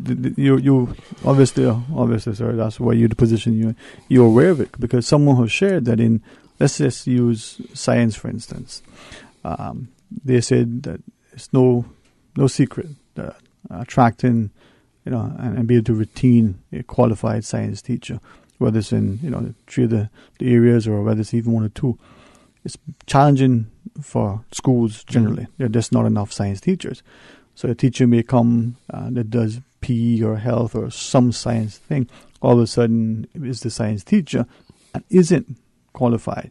Or a teacher may be hired as a teacher but isn't a qualified teacher, licensed as you shared. Private schools can get away with it much more easily than the government schools. Yeah, and I'm hoping, and certainly the legislation, in my view, is structured in a way that it must be all-encompassing, and that all teachers must be licensed and fit the criteria, and that all schools must be inspected by the inspectorate. Right. Now, there was another sentiment, and I want to make sure. Let me read this after I share this sentiment, because I think this would speak to the issue when the first we spoke to about scholarships and the like. This group of teachers have shared that in public schools, more so because of the seemingly difficulty that they have with, discipline, including teachers, and being able to fire. And that's the word I used. They used a different word that I thought was a little bit too polite. Public schools are challenged to do that. Private schools do it much more quickly, much more easily. But they say that there is a reluctance and an unwillingness on the part of this community, government, generally speaking, when a teacher isn't performing, to pull the teacher aside and either try to improve or say, listen, you're not cutting the mustard. Out you go. Now, one teacher said very directly, we deny that happens in our schools. We ignore it, even when the teacher has behaved in a certain way physically towards students. Oh no, we don't see that. We see when the parent of the student or the student himself responds, and thought that has to be addressed. Well, I certainly, but when it does happen in the public schools, it's usually public knowledge. When it happens in a private school, it's buried in the Atlantic Ocean next to the Titanic, right? Yeah. And most of us can't get down there with diving gear. So I have really no idea of how much of it goes on in the private schools. Right. My son, all of his education was in private schools, right? And I can tell you that it is not everything that they make it up to be, right? He did exceptionally well, but I believe he would have done well in environment. My 10-year-old daughter goes to public school in Northside and is doing very, very well. My 4-year-old will start in September in the public school system in Northside. I'm a product of the public school system. My generation, we call ourselves the 69ers because we were the original people that were tested for the common entrance exam. And you know what we found is we've gone. You know, there's what the old saying: "There's nothing new under the sun." We've gone complete circle. Right. In the 60s, they introduced the common entrance exam. So everybody at 11 plus, in what is now primary school, right? Those days they were all age schools in the districts, basically. That's when they began separating them. And the top 20 students in the island got a full scholarship to go to John Gray High School. The next 10 got a half scholarship, I think, And then the other 10 got admitted, but their parents had to pay for their books and all that sorts of stuff, right? All of the other students in the island at that age group, and they were substantially more than 40, went to the technical school, which was secondary modern, under one of our well-known teaching personality, Mr. T.E. McField, was the principal of that, and John Gray was the principal of that one. So there was the stream was separated. But those who went to the technical school got a second opportunity in what we at the time was called Standard 3, where they again took an academic-based exam. And if they passed a certain grade, they moved across to join the academic stream at John Gray. Because in Standard 3 was when we started preparing for external exams, 4 and 5, you see? But then it came along, and that was far too discriminatory, and you were identifying people too early, right? Now we're back to where we want to identify everybody early, right? And put them in these streams, right? So I don't know that there's any perfect solution, but I believe that the success of students are usually directly related to the time and effort that a teacher can put in teaching them in a subject, and to what their parents do and how their parents value education. Here's something that I want to share from this listener who reads, says, "Good afternoon. Says, we give away money to private schools. Meanwhile, we haven't increased scholarship funding for 2 decades. I think it's more than 2 decades. If I recall, and I speak subject to correction because I'm getting up there now in that generation that tends to forget things. But I believe that 20,000 CI was set in the 80s, Right? It's not 25,000, 20? It was 25,000 US, no? Or 20,000 CI. It's beautiful how our media likes to use the numbers. Yeah. But the truth of the matter is that you can't go to any university, any credible university today for $20,000. Yeah. I had a friend who shared that, funded public and private and different, and even with a quote-unquote full scholarship, the amount of money that his parents had to put in. Right? No. I mean, listen, when right now, I would think that the minimum value of for some of these bright students in terms of going off and getting undergraduate and postgraduate studies should be 7,000 to 75,000. I have suggested to government that I was at Clifton Hunter graduation 2 months ago now, and I think we had 11 or 14 students who were what they call the high honors, which means they had to have more than 12 external subjects pass, right? Is that one sitting? 10. No. Well, probably 2, right? Because someone were allowed to sit exams early because of how smart they were and how advanced they were in the subject. Probably said it the year before. But that was their final exams, right? And they had to have, I think it was 10 distinctions out of that 12 subjects. Now, the government which wasn't represented at the graduation at all, by the way, should have been to Clifton Hunter the very next day, the deputy governor and the portfolio of the civil service, right, to talk to those very bright students, right, and says, listen, we want as many of you as we can get into the civil service. Here's what we're offering you. We're going to offer you a minimum of $100,000 a year scholarship, but you have to go to the best universities in the world. And you have to maintain this excellent average to keep the scholarship, right? But we're going to train you for specific jobs in government, right? We need people in the DPP office. We need people in the court system as magistrates and judges. We need top police people, right? Our customs and immigration seems to be working out okay. We need top civil servants, administrators, because that is terribly lacking at the moment, right? The functionality and ability of the top civil servants and expertise in public administration, right, is a gaping hole almost as big as that one up in the sky. They call it dark hole, right? There was a time when you had to do public administration before you could be appointed a public permanent secretary. You know? Yeah. And we should be saying to these bright Caymanians, listen, we need a Caymanian chief of police. Here's what you got to do. You got these 14 passes. We want you to go and get now your 4 A levels. We're sending you to Oxford to do law, right, for 4 years or whatever that is. When you finish, we're either sending you to Sanford in England or we're sending you to West Point to do your master's degree, right, in military style administration and enforcement, etc., etc.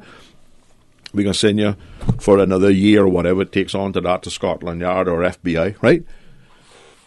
And you're coming back here, you succeed in all of this.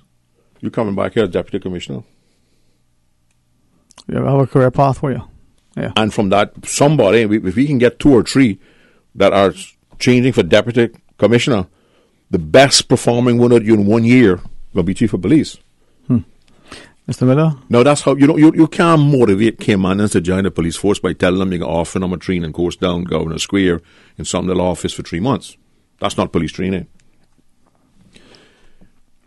Because they can't, that nobody got a career. We should be recruiting, not the top one, but we could have went to those who graduated because it was a minimum of 5 subjects.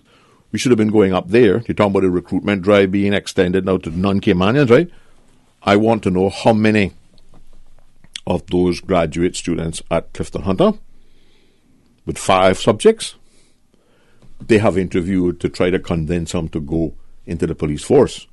But they're not going to go into the police force to go Governor Sound, Governor Square to be trained in 3 months.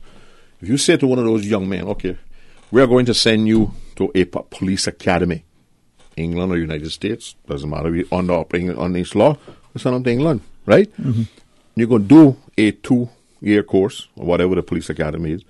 Those who excel, right, in that, we would send you then to FBI or Scotland Yard headquarters for the specialist training that we need, right? But you got to offer these young people hope. You got to offer them opportunity. Come join the police force. We're going to make you walk the beat in Georgetown. Yeah.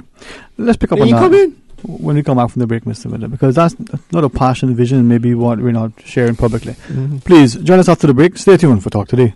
Honey, our fridge has stopped working again. Everything in the freezer is melting. We need to get this repaired right away. I'm calling Brand Source Service. When you need the very best appliance service, call Brand Source Service at 623-5000. Offering service and installation of all brands and models of appliances. Brand Source Service is Cayman's source for appliance parts and repairs with qualified and experienced technicians and the island's largest stock of appliance parts. Brand Source Service will have your repair completed in a flash. So, whatever the problem is, call the experts at 623-5000. Brand Source Service, Dorsey Drive, Industrial Park. Telephone 623-5000. From happy beginnings to happy ever after. Brit K protects your lifestyle with the best insurance cover at the best possible price. Health insurance with far-reaching benefits. 95% of claims settled in 5 days. Low-cost life insurance. And investments. Security in retirement. With a custodian pension plan. For happy beginnings and a happy ever after. Visit BritK.ky or call 949-8699. Brit K, where people come first. Water Authority Cayman wishes to advise its valuable customers that the portion of Shedden Road between Eastern Avenue and North Sound Road will be closed to traffic from 6 a.m. to 12 p.m. on Sunday the 19th of August 2018. These works are necessary to facilitate infrastructure development in the area. During this time, motorists will be diverted around the work area via Soundway. Traffic signs will be posted in the general vicinity, and all motorists are asked to drive with caution to ensure their own safety as well as that of the Water Authority staff. The Water Authority appreciates the patience and understanding of the motoring public as it upgrades its water infrastructure to better serve its customers and apologizes for any inconvenience this may cause. Talk today. But I do have some questions. Talk today. Cayman Islands' foremost listeners' participation program. Talk today. Because there are more questions than answers. What the public is saying. Waiting to take your calls right now. Sterling Dwayne Ebanks.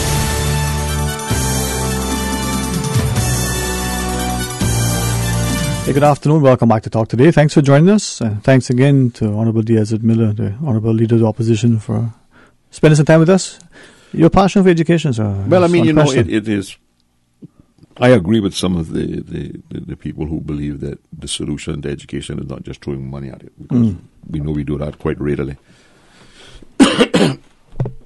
in talking to teachers, yes, salary and an increase in salary would be welcome, but that's not their main concern.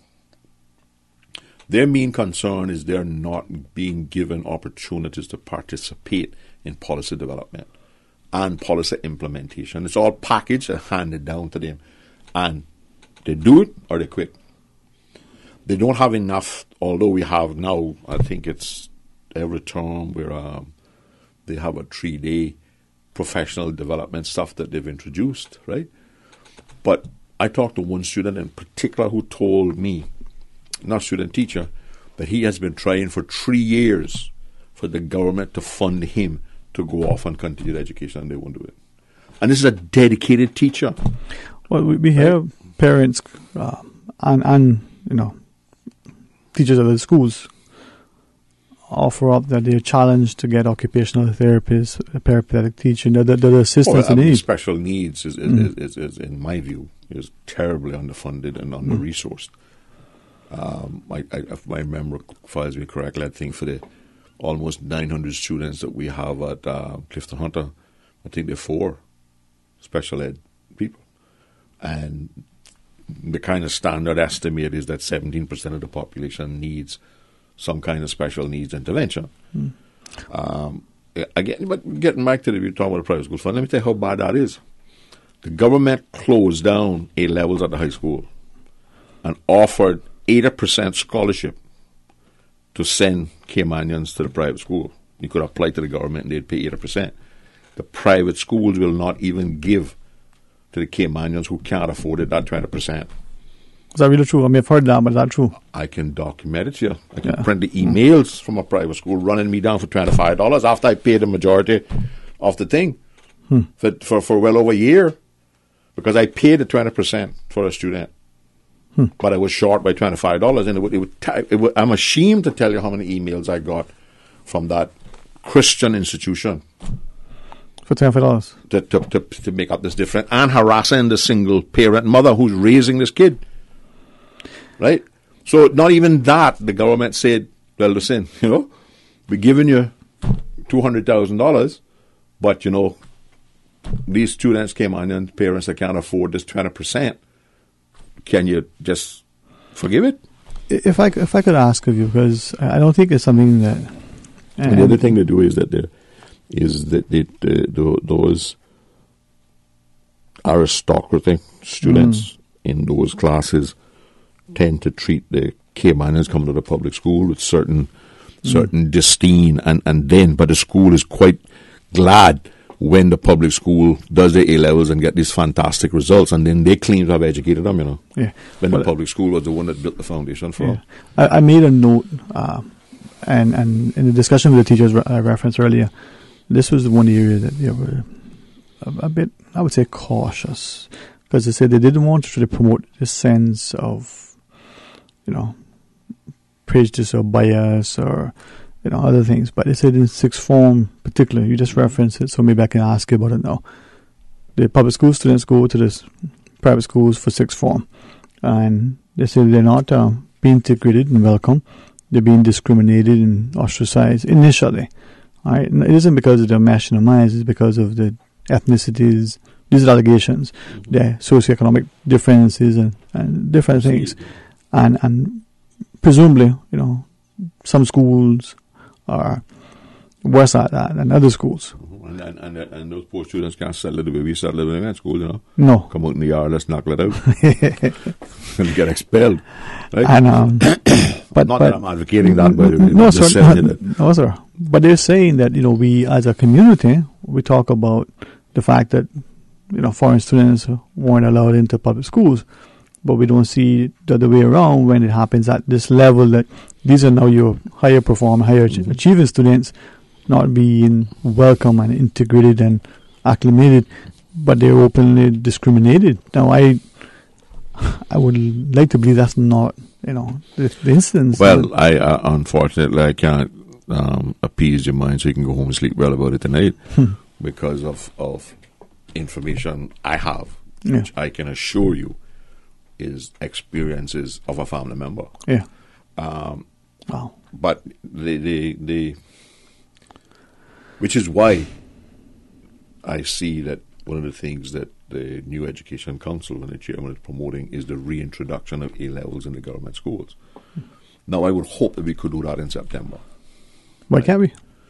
Well, listen, we can do it if we want to do it. Okay. Right? That is part of what this motion is going to try to raise up, you know. But because I would think that it's a lot easier, given all these other things that you just talked about, discrimination and all that. But if bright Caymanian students are allowed to stay in the same environment, right, to do the A-levels, I believe that they would be a little more successful. And because they know the teachers, they know the principal, they know the environment, they know their way around the school. They don't have to ask anybody to show them. I mean, you go to one of the private schools and you've been there, you don't know where the restroom is. Right? Miss Susan is telling us break time. I shouldn't bring cookies and ice cream. This is break time. You just got recess. This is kind of recess now. All right, we're on news break. Respectfully, Mr. Miller, join us after we come back. We talk some more about it. And you can tell us more. To our listeners, stay tuned for Talk Today. Satisfaction is guaranteed 24 hours a day, whether it's music or information. From Grand Cayman to Cayman Brac to Little Cayman, we've got you covered. You ever hear a thing like that? Radio Cayman in the Cayman Islands. Radio Cayman. Radio Cayman's newsroom. These are the biggest stories right now. Exciting new developments as the hospitality school at UCCI expands to Cayman Brac. On Radio Cayman's Talk Today this week, school official Wayne Jackson said they are still accepting applications from both islands for the hospitality program. To find out more, you can email shs@ucci-edu-ky or call 623-0528. Good afternoon, I'm Dion Anglin with your headlines and news elsewhere. Ex-CIA Chief John Brennan has hit back at U.S. President Donald Trump after he ordered his security clearance revoked, citing the Russia inquiry. In a newspaper today, Mr. Brennan wrote that Mr. Trump's campaign had colluded with Moscow to win in 2016. The withdrawal of his clearance bars a vocal critic from being able to access sensitive government information. England's rugby international Danny Cipriani has been fined £2,000 after an assault in a Jersey nightclub. The Gloucester player pleaded guilty to common assault and resisting arrest and was ordered to pay £250 compensation to a woman police officer. 3 other charges, assault on police, larceny and being disorderly on licensed premises, were dropped. And Stormzy has announced that he will fund 2 black British students to go to the University of Cambridge. The Stormzy Scholarship will pay for tuition fees and provide a maintenance grant for up to 4 years for an undergraduate course. The rapper says it's so important for black students especially to be aware that it can 100% be an option to attend a university of this caliber. The rapper will fund 2 students this year and 2 in 2019. That's a wrap of your headlines. I'm Dion Anglin. Radio Cayman, the voice of the Cayman Islands. What's happening in your community? News and information, music and more. You can find us. www.radiocayman.gov.ky. Like us on Facebook and follow us on Twitter. Radio Cayman is your choice, your voice for today's biggest news. Radio Cayman.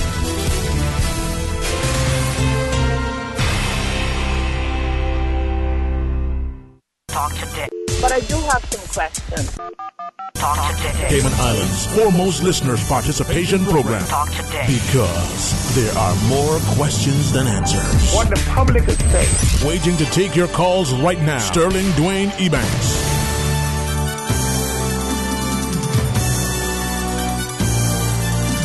Hey, good afternoon. Welcome back to Talk Today. 949-8037 or 1-800-534-8255 as we're having in the studio the Honourable Leader of the Opposition, Honourable D. Ezzard Miller. But so we don't run out of time, Mr. Sterling, yes, if sir. you don't mind, I'd like to move from education, because Yes, I sir. could talk about education for days here, to the other matter that we had the press conference about this morning, On which the is CMB. we think it's time for the people to decide on the cruise birthing project. Okay. So we're tabling a motion on asking the government to hold a referendum. And just let me read it for you so that we can talk about it. Yes, sir. Whereas neither the opposition nor the general public has been properly informed on what the cruise berthing project entails, despite the opposition's many requests for presentation and updates. And whereas there are objections by the general public to the project itself and concerns about how it will be implemented. Whereas there are fears by the general public regarding potential environmental impacts on the internationally known and recognized dive sites and on other marine resources in the immediate vicinity and on the character of Georgetown Harbour. Whereas there are yet unknown potential impacts on 7 Mile Beach, both environmentally and in relation to overcrowding. Whereas there are concerns about the affordability of and funding for the cruise berthing facility, be it therefore resolved that government hold a referendum to determine if the majority of Caymanians support the proposal for the cruise berthing facility, and that such a referendum be held as soon as possible.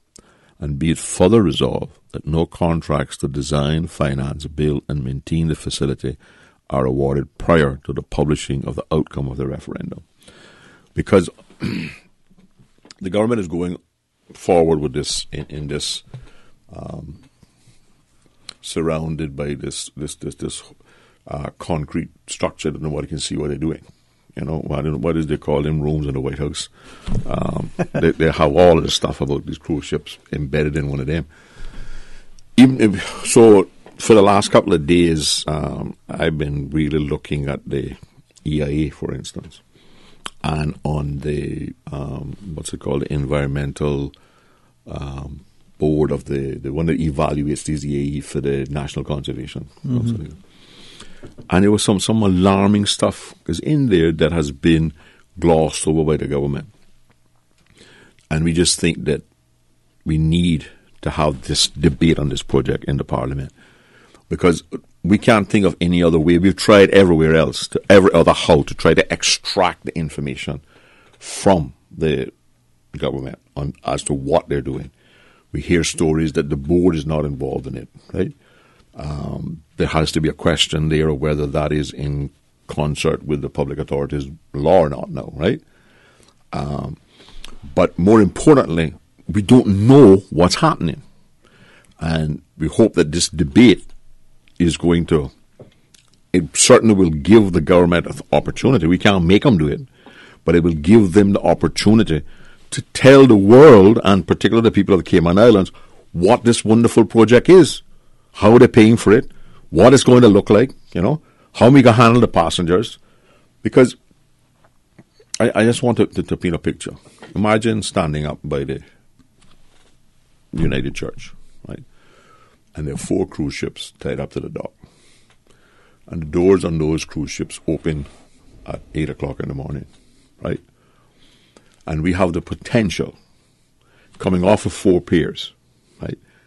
10,000 people walking towards the Georgetown waterfront, right? Shoulder to shoulder.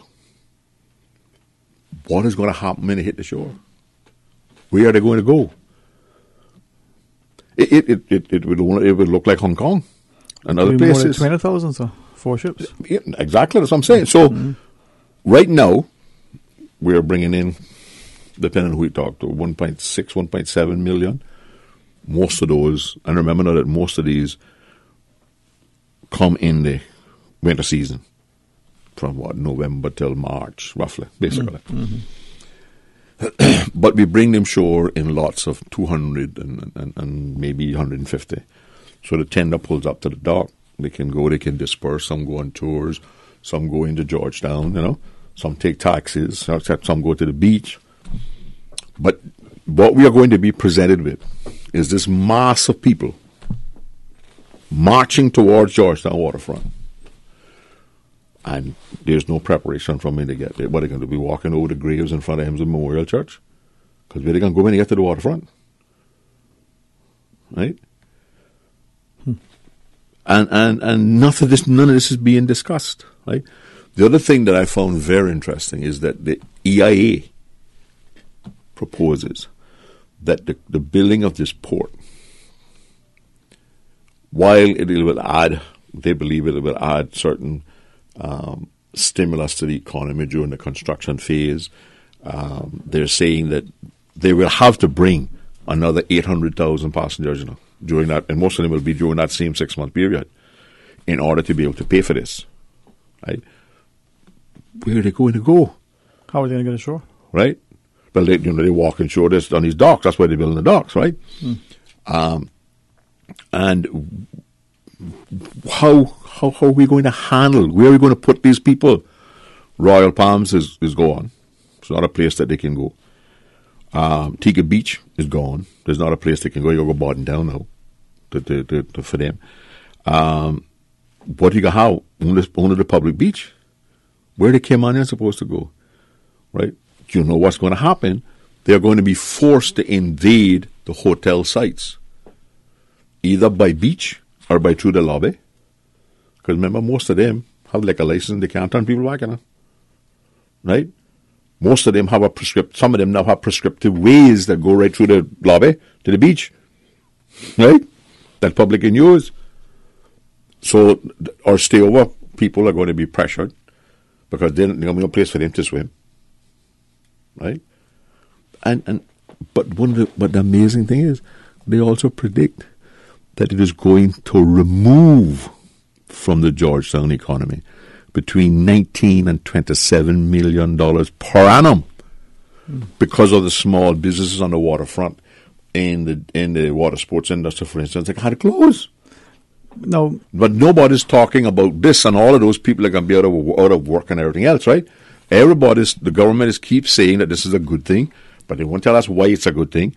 They can't successfully argue that we need it because we're losing cruise ship passengers. Yeah. They've been telling us certainly it took root in the 2000 for the last 18 years that if we don't build a cruise ship pier this year, next year we're not getting no cruise ships, right? But every year the government reports that the current minister, given his 5-year tenure as minister, has reported increases that represent between 15 and 20% over the year he became minister of cruise ship passengers. So where's the need to build piers? Because you see, the good Lord, put Cayman in the exact spot geographically it needs to be. Overnight sail from Jamaica, overnight sail tour from Cancun. Cruise ships have to stop here. One. Then the other thing they tell people is, once they get the piers, they're going to be able to stay longer. Again, No, it's true. The departure of a cruise ship from Cayman has nothing to do with whether they have a dock in Cayman or not, or what we put to entertain people. If we had a bazaar that opened down there at 6 o'clock in the evening, and every duty-free store in Cayman was going to cut their prices by 8%, they couldn't stay. Why? Because their departure from Cayman is predicated, predicted, and established on the ET at the next port. They can't get into Cancun 12 o'clock in the day because their passengers have paid for a day in Cancun. That is why some cruise, those that think they're going to Jamaica, leave 4-ish, 5 o'clock. Those that going to leave 5 or 6 o'clock. Those that are going to Cancun, which it might take a little longer, leave 4:30, 5 o'clock. That's going to remain. That's still going to happen. Unless you can tell me now that they're going to stay overnight in Cayman. So they have to add another day to their itinerary for the Western Caribbean. Because they can't leave here 10 o'clock at night, and they can't leave here at 4 o'clock in the morning. All right. Final break. You can give us, when we come back, some more thoughts. And maybe talk about that 19 to 27 million, according to the government's own report, that will be, as you said, removed from the Georgetown economy. All right. Stay tuned for Talk Today. This Saturday evening, August 18th, come out to the South Coast Bar and Grill in Breakers. There will be live entertainment by Rexy and the Impulse Band, including Lammy, Renee Peter Dixon from Cayman Brack, and many more guest performers. Music starts at 6 p.m. and admission is by a small donation to help needy musicians. So come out this Saturday evening, August 18th at 6 p.m. for live entertainment with Rexy and the Impulse Band at South Coast Bar and Grill, with guest performers Lammy and, yes, Brackers, Peter Dixon from the Brack. This Saturday night at South Coast Bar and Grill in Breakers at 6 p.m. Admission by a small donation at the door. King Sports Center takes pride in being more than just an ordinary gymnasium. For 14 years, their multi-purpose facility has been providing the community with a variety of sporting, recreational, and relaxation activities. King Sports Center has a bowling alley, lounge bar, multi-purpose rooms, powerhouse gym, rock climbing wall, bungee jumping, a 10,000 square foot rink, and so much more. For more information on the variety of services, call their friendly staff today at 946-5464 or email kings@candw.ky or visit www.kingsportscenter.com. King Sports Center, your one-stop shop for fitness, recreation, and relaxation. The Lions Club of Tropical Gardens, in association with the Cayman Islands Cancer Society, presents Steve Higgins and Friends in Embracing Romance. An elegant evening with Dahlia Winter, April Marr, Amaya Lewis, and Steve Higgins. Sunday, September 2nd at the Marriott Beach Resort, 7 Mile Beach at 6 p.m. sharp. Come, hear impeccable performances of timeless love songs, punctuated by riveting, stunning creative dance in a classy, romantic evening. Tickets at Funky Tangs or Super Stitch and Virtue, or call 916-5008. That's Embracing Romance, Sunday, September 2nd at 6 p.m. at the Marriott Beach Resort with Steve Higgins and Friends. Proceeds will go to the Cayman Islands Cancer Society and the Lions Club of Tropical Gardens. Sponsored by Harney's, NCB Capital Markets, S&P, Auger, and Radio Cayman. The following is a public service announcement. The Council of the Justices of the Peace Association is pleased to advise the public that general document signing services will be provided 3 days a week in the front lobby of the Government Administration Building. On Mondays, Wednesdays, and Fridays, between the hours of 9 a.m. and 12 noon, the following services will be provided by volunteer justices: witnessing a signature on an authentic document, certifying a document as a true copy of the original once the original has been provided, witnessing a signature and completing the portion on a Cayman Islands or British passport application, including acknowledging that the photo provided is a true likeness. Please note, a JP must have known the passport applicant for no less than 2 years before signing the application. Identification cards must be presented, and persons seeking the services of the justices must ensure that proper attire is worn when visiting the Government Administration Building.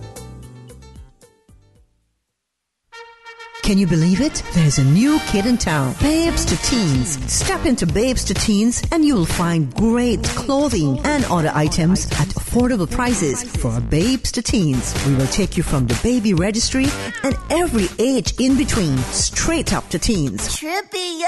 Browse for clothing and accessories. A new stock of school shoes has arrived at Babes to Teens. Drop by today and get those hard-to-find pieces for your child at Babes to Teens, located at number 8 Plaza Venetia, North Sound Way. Telephone 946-8157. That's 946-8157. Talk today. But I do have some questions. Talk today. Cayman Islands' foremost listeners' participation program. Talk today. Because there are more questions than answers. What the public is saying. Waiting to take your calls right now. Sterling Dwayne Ebanks.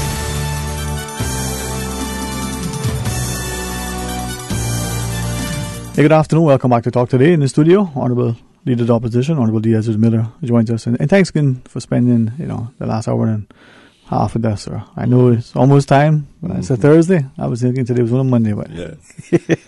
No, but let me give a shout out here to my one of my brilliant nephews, Mr. Ethan Watler. I want to publicly congratulate you, Ethan, on passing your 4 levels and your acceptance to York University. The family is really, really proud of you. Well done, Ethan. Hey, congratulations as Public well. School. Public school. We have some remarkable students in our area, Caymanian students. And I don't think that we, as a country, understand the importance of sharing with them privately and publicly that we are proud of them and encouraging them, but expecting, continued great things from them. Yeah. It is, these are the people that what do young people say, we need to big up, right? But again, how Susan with that word there? No, he had to go out, right? And literally beg and plead to get a scholarship. Because I don't understand. Listen, when I got a government scholarship, government gave scholarships for what government needed, right? And we need to get back to that. And we need to challenge these young people and provide them with these opportunities. But Mr. Miller, with a great respect, I begin to consider whether I should do it more often in terms of other things, right? Personal and otherwise. But we don't value education in this country the way we should. All right, I'll give you an example. My daughter graduates. Okay, sure, she graduates early. But she's gone through the school system and is matriculated earlier than her peers. But she sat the same exams, did well. A teacher says to her, you should, go to law school here and then go off to university and continue. I like it as a parent because I get a few more years with her being here and maybe a little bit easier for me financially. But for the law school to say, you're not 18 yet, you can't go to law school.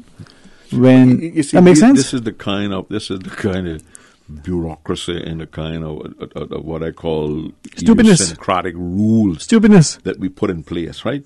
Yeah. Now, how is it possible? Listen to me. I can see it saying to your daughter, well, you can't come to law school till you finish high school. Not unreasonable. That makes sense. But you really shouldn't go to law school or to primary school. Okay, how break it is, right? But it should have nothing to do with age. No. Why is age a restriction? But you see, when we talk about students in our system, right, that child that has a particular need at whatever level this is, we don't meet the child. No. The child that has a particular need at this level, I raise them on high if you can't see it, right, we don't meet the child. The ones in the middle, we don't meet the child. Public or private school. Yeah. When teacher or parent or child or some private sector person says something, nothing. Here's what, and if anybody's listening and knows what he calls him, the dean of law school or whatever it is, here's an opportunity for you, sir, to brag about having the youngest student in your law school. But go and get the child and bring them in, and government needs to get them and offer them a scholarship. We need judges. Maybe some of these young Caymanians that want to do law may not necessarily be doing it for the money, but they may be willing to go through this process and get the qualifications and go off and get the training, and you make them a magistrate and they work their way up. Yeah. But the thing is, right, you go through the education system, you have a teacher, or in this instance, teachers, who come to you and say, listen, for the last 2+ years, I've been teaching your child, and here is my thought, right? And I understand why teachers put up with all of the other stuff they put up with, because they genuinely are interested in the success of their students. It's not the big money that they're getting paid.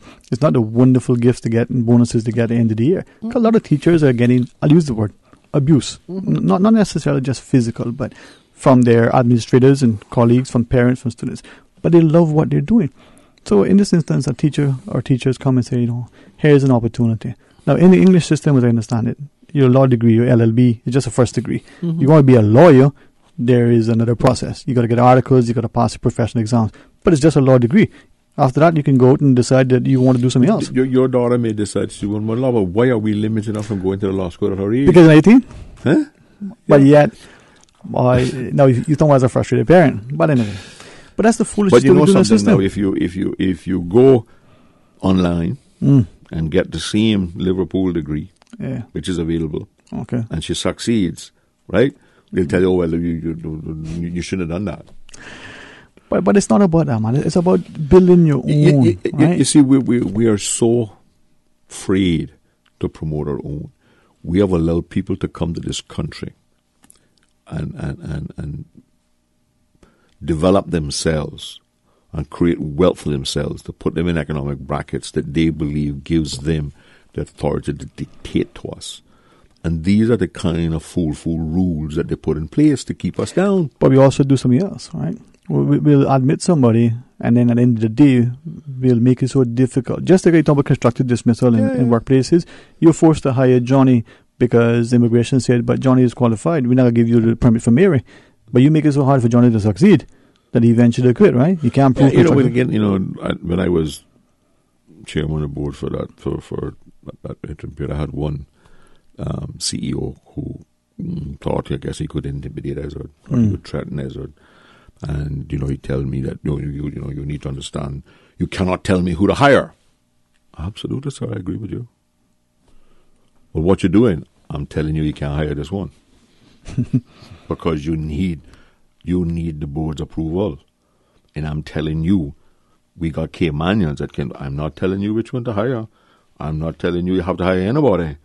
But I'm telling you, the board is not going to agree for you to hire this one. Now, that is legislative authority that is given to me as chairman and by the board, by the parliament of this country, which you cannot override, sir. So you have a choice. You can go and find a Caymanian, or you can find somebody that is superior qualified to any of these Caymanians that applied here, when this one is not. But sir, in that instance, right, and I'm glad you shared that, because I just had a case someone brought to me. A Caymanian has applied for a job.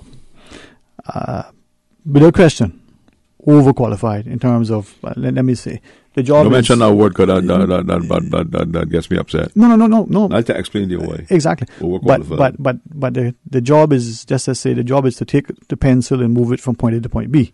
But this person now is not only can move the pencil, but can make the pencil out of thin air. I mean, no ifs, ands, and buts about it. But the alternative between having a job is not having a job. So the 2 cents for that job makes more sense, right? The employer says, oh, you're overqualified. But by the same token now, has hired someone on a work permit who is, let's just say, qualified CPA, for argument's sake. But what we need you to do is do the John Toil work. And not overqualified. Look how ambitious and humble that person, willing now to take this job for much less. Well, you see, I belong to that generation that has endured it all. When we came out of high school, we were just in the infants of 6 to 9, infants of the financial industry. Some of us who wanted to go into that or other jobs were told, well, you don't have the academic qualifications. So we went and got the academic qualifications. Then we came back to say, well, yeah, but you're academic qualified, but you don't have any experience, right? So we fit it, and we get the experience. Then we apply for a job, we're overqualified. Yep. You have too much academic qualifications. You have too much experience. We can't afford you.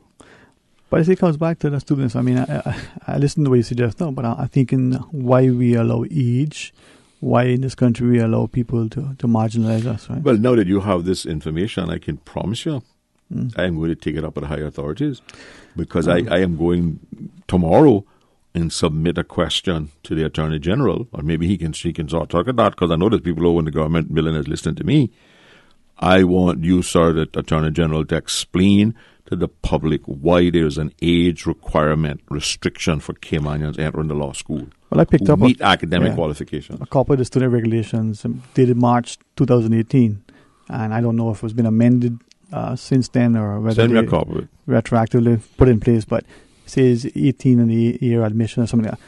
But again, you know, when we say you got to be age, maybe now we say women can't play football or women are supposed to drive buses or fly planes. I mean, where is it going to stop? Banks have said to you that because you're a certain age, you can't get a mortgage beyond a certain age because you openly discriminate against people in this country as long as they come in. Really, really helps a lot, you know. Advancing us indeed, so.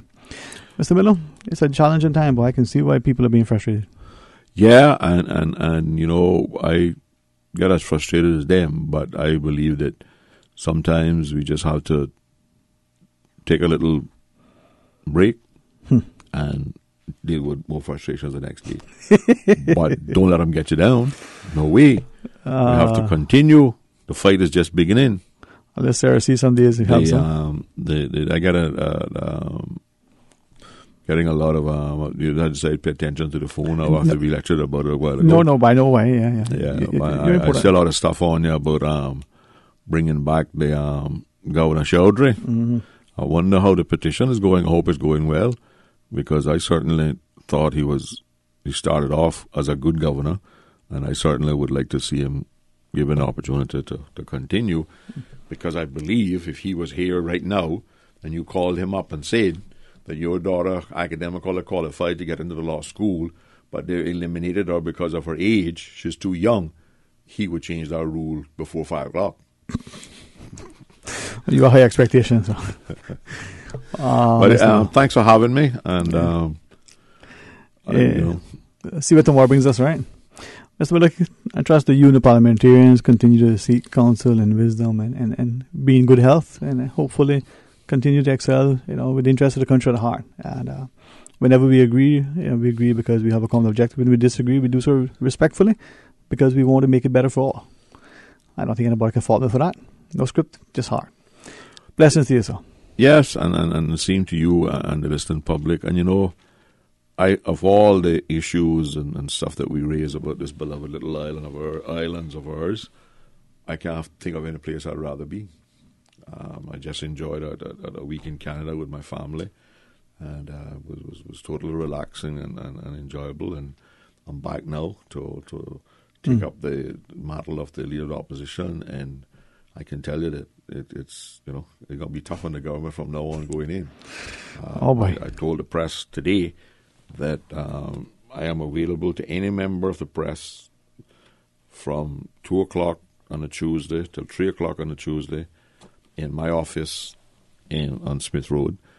And any member of the press can walk in and ask me any question about anything, and I'll answer them one way, and I'll give them a straight answer. I'll give them what I know, or I'll tell them I don't know. But if you come back next week, then I'll have the answer for you. So Tuesdays from 2 to 3 p.m. Yep. At the opposition's office on Smith Road. Yep. Member of the press have unfettered equal access to the opposition. I did that when I was as a member of cabinet, and it worked well. I got along well with the press. I understand the role of the press. I need them, and they need me. So let's. I hope I can work together with them to at least raise the questions that need to be raised. I've always said that I'm not going to impose anything the government does that is good. I'm not going to impose what the government does that is bad, which is far too much of, unless I have an alternative. I believe that the alternative to the $200 to $300 million cruise berthing facility that we don't need is enhancement of what we already have, which improves the experience of the cruise passengers so they want to come back. Well, thank you, sir. And thanks to all those who serve the country unselfishly. Enjoy the rest of the afternoon. May be a safe, productive, relaxing, and yet rewarding one. Well, I'm going this afternoon to the cultural event that involves my father's kitchen band that he put together for the Northside Quincentennial celebration in 2003. And I'm glad that it has been preserved by the National Cultural Foundation. My brother who is much more involved in those type of things organized it, and it's a way to help preserve their music. So we're grateful that the National Cultural Foundation, so good son, the fund is going to show up and buy some tickets and support them and collect the CDs. So there you go. Encourage everybody else to. What they've done, which I thought was really good. Yes, it's a joint CD between the kitchen band and the folk singers. Yeah, and it's a great thing. So you know what. Let's be a way I hope they sell 1 million copies. So I hope it goes platinum. There you go. It's all of it is going to the Cultural Foundation anyway. So yeah, that's it, man. Thank you very much, Mr. Miller. Thank you. To our listeners, join us tomorrow for. Oh, and one other thing, I was invited to the Caribbean Association of Pharmacists 30th annual conference opening last night, and I'm so glad I went. Mm-hmm. Brought back a lot of members of the profession. Wasn't too many people there at my age group, but what I was pleasantly surprised about was a number of young Caymanians that are involved in the business. And Pastor O'Connor gave a very appropriate speech. He was the guest speaker, and the current president, Dr. Smith, gave a marvel. I don't know how to describe his speech, but it was emotive. It was powerful. It was motivating. It was great, really. So it was good to have gone, and I hope to get by tomorrow to see if I can go into some of the actual sessions and see what the old brain can remember of those benzene rings and those chemical formulas and interactions and reactions and drug actions and dosage and speak to Miss Conley. She'll help you. Availability and all those old big words that I have forgotten now that I'm out of the business. But I made a joke to one of the president himself. Actually, that says, when you've been out of the business too long, when you walk by 4 pharmaceutical salespeople desks and nobody offers you a pen. Ooh. So he went and got me a pen. There you go. You're welcome, sir. Hey, join us tomorrow for See What I'm Saying. But please be here in the morning for the record. All right. Until tomorrow, be blessed.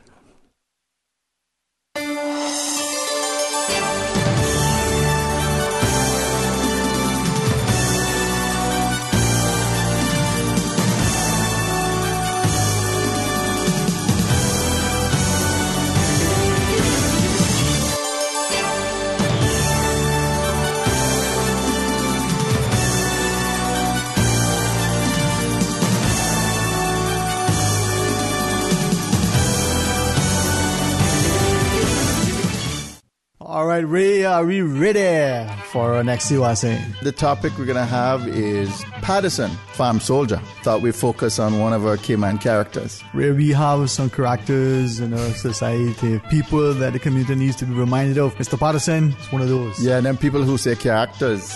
The legendary Patterson, the farm soldier. We all have our stories. We all remember first encounter coming from and going to school. The man is a legend. Yes, we need people to call in and tell us some of the Patterson stories and things like that. As we celebrate, respect, and pay homage to what I think was a great character in our society. Join us this Friday. This Friday already? This Friday already. See What I'm Saying show. And the topic is Patterson. Make sure you call in. Make sure you listen. All right. This Friday, we have a special guest to help us to navigate our historical record. We hope. If not, join us anyway. See what the correct will be. There you go. This Friday, See What I'm Saying. Continuing the Caymanian tradition. Let Cora keep my ground so clean. The heart and soul of the Cayman people. Thank you for keeping the culture alive. Let's spread the news every day. From East End to Georgetown, down into West Bay. Radio Cayman in the Cayman Islands.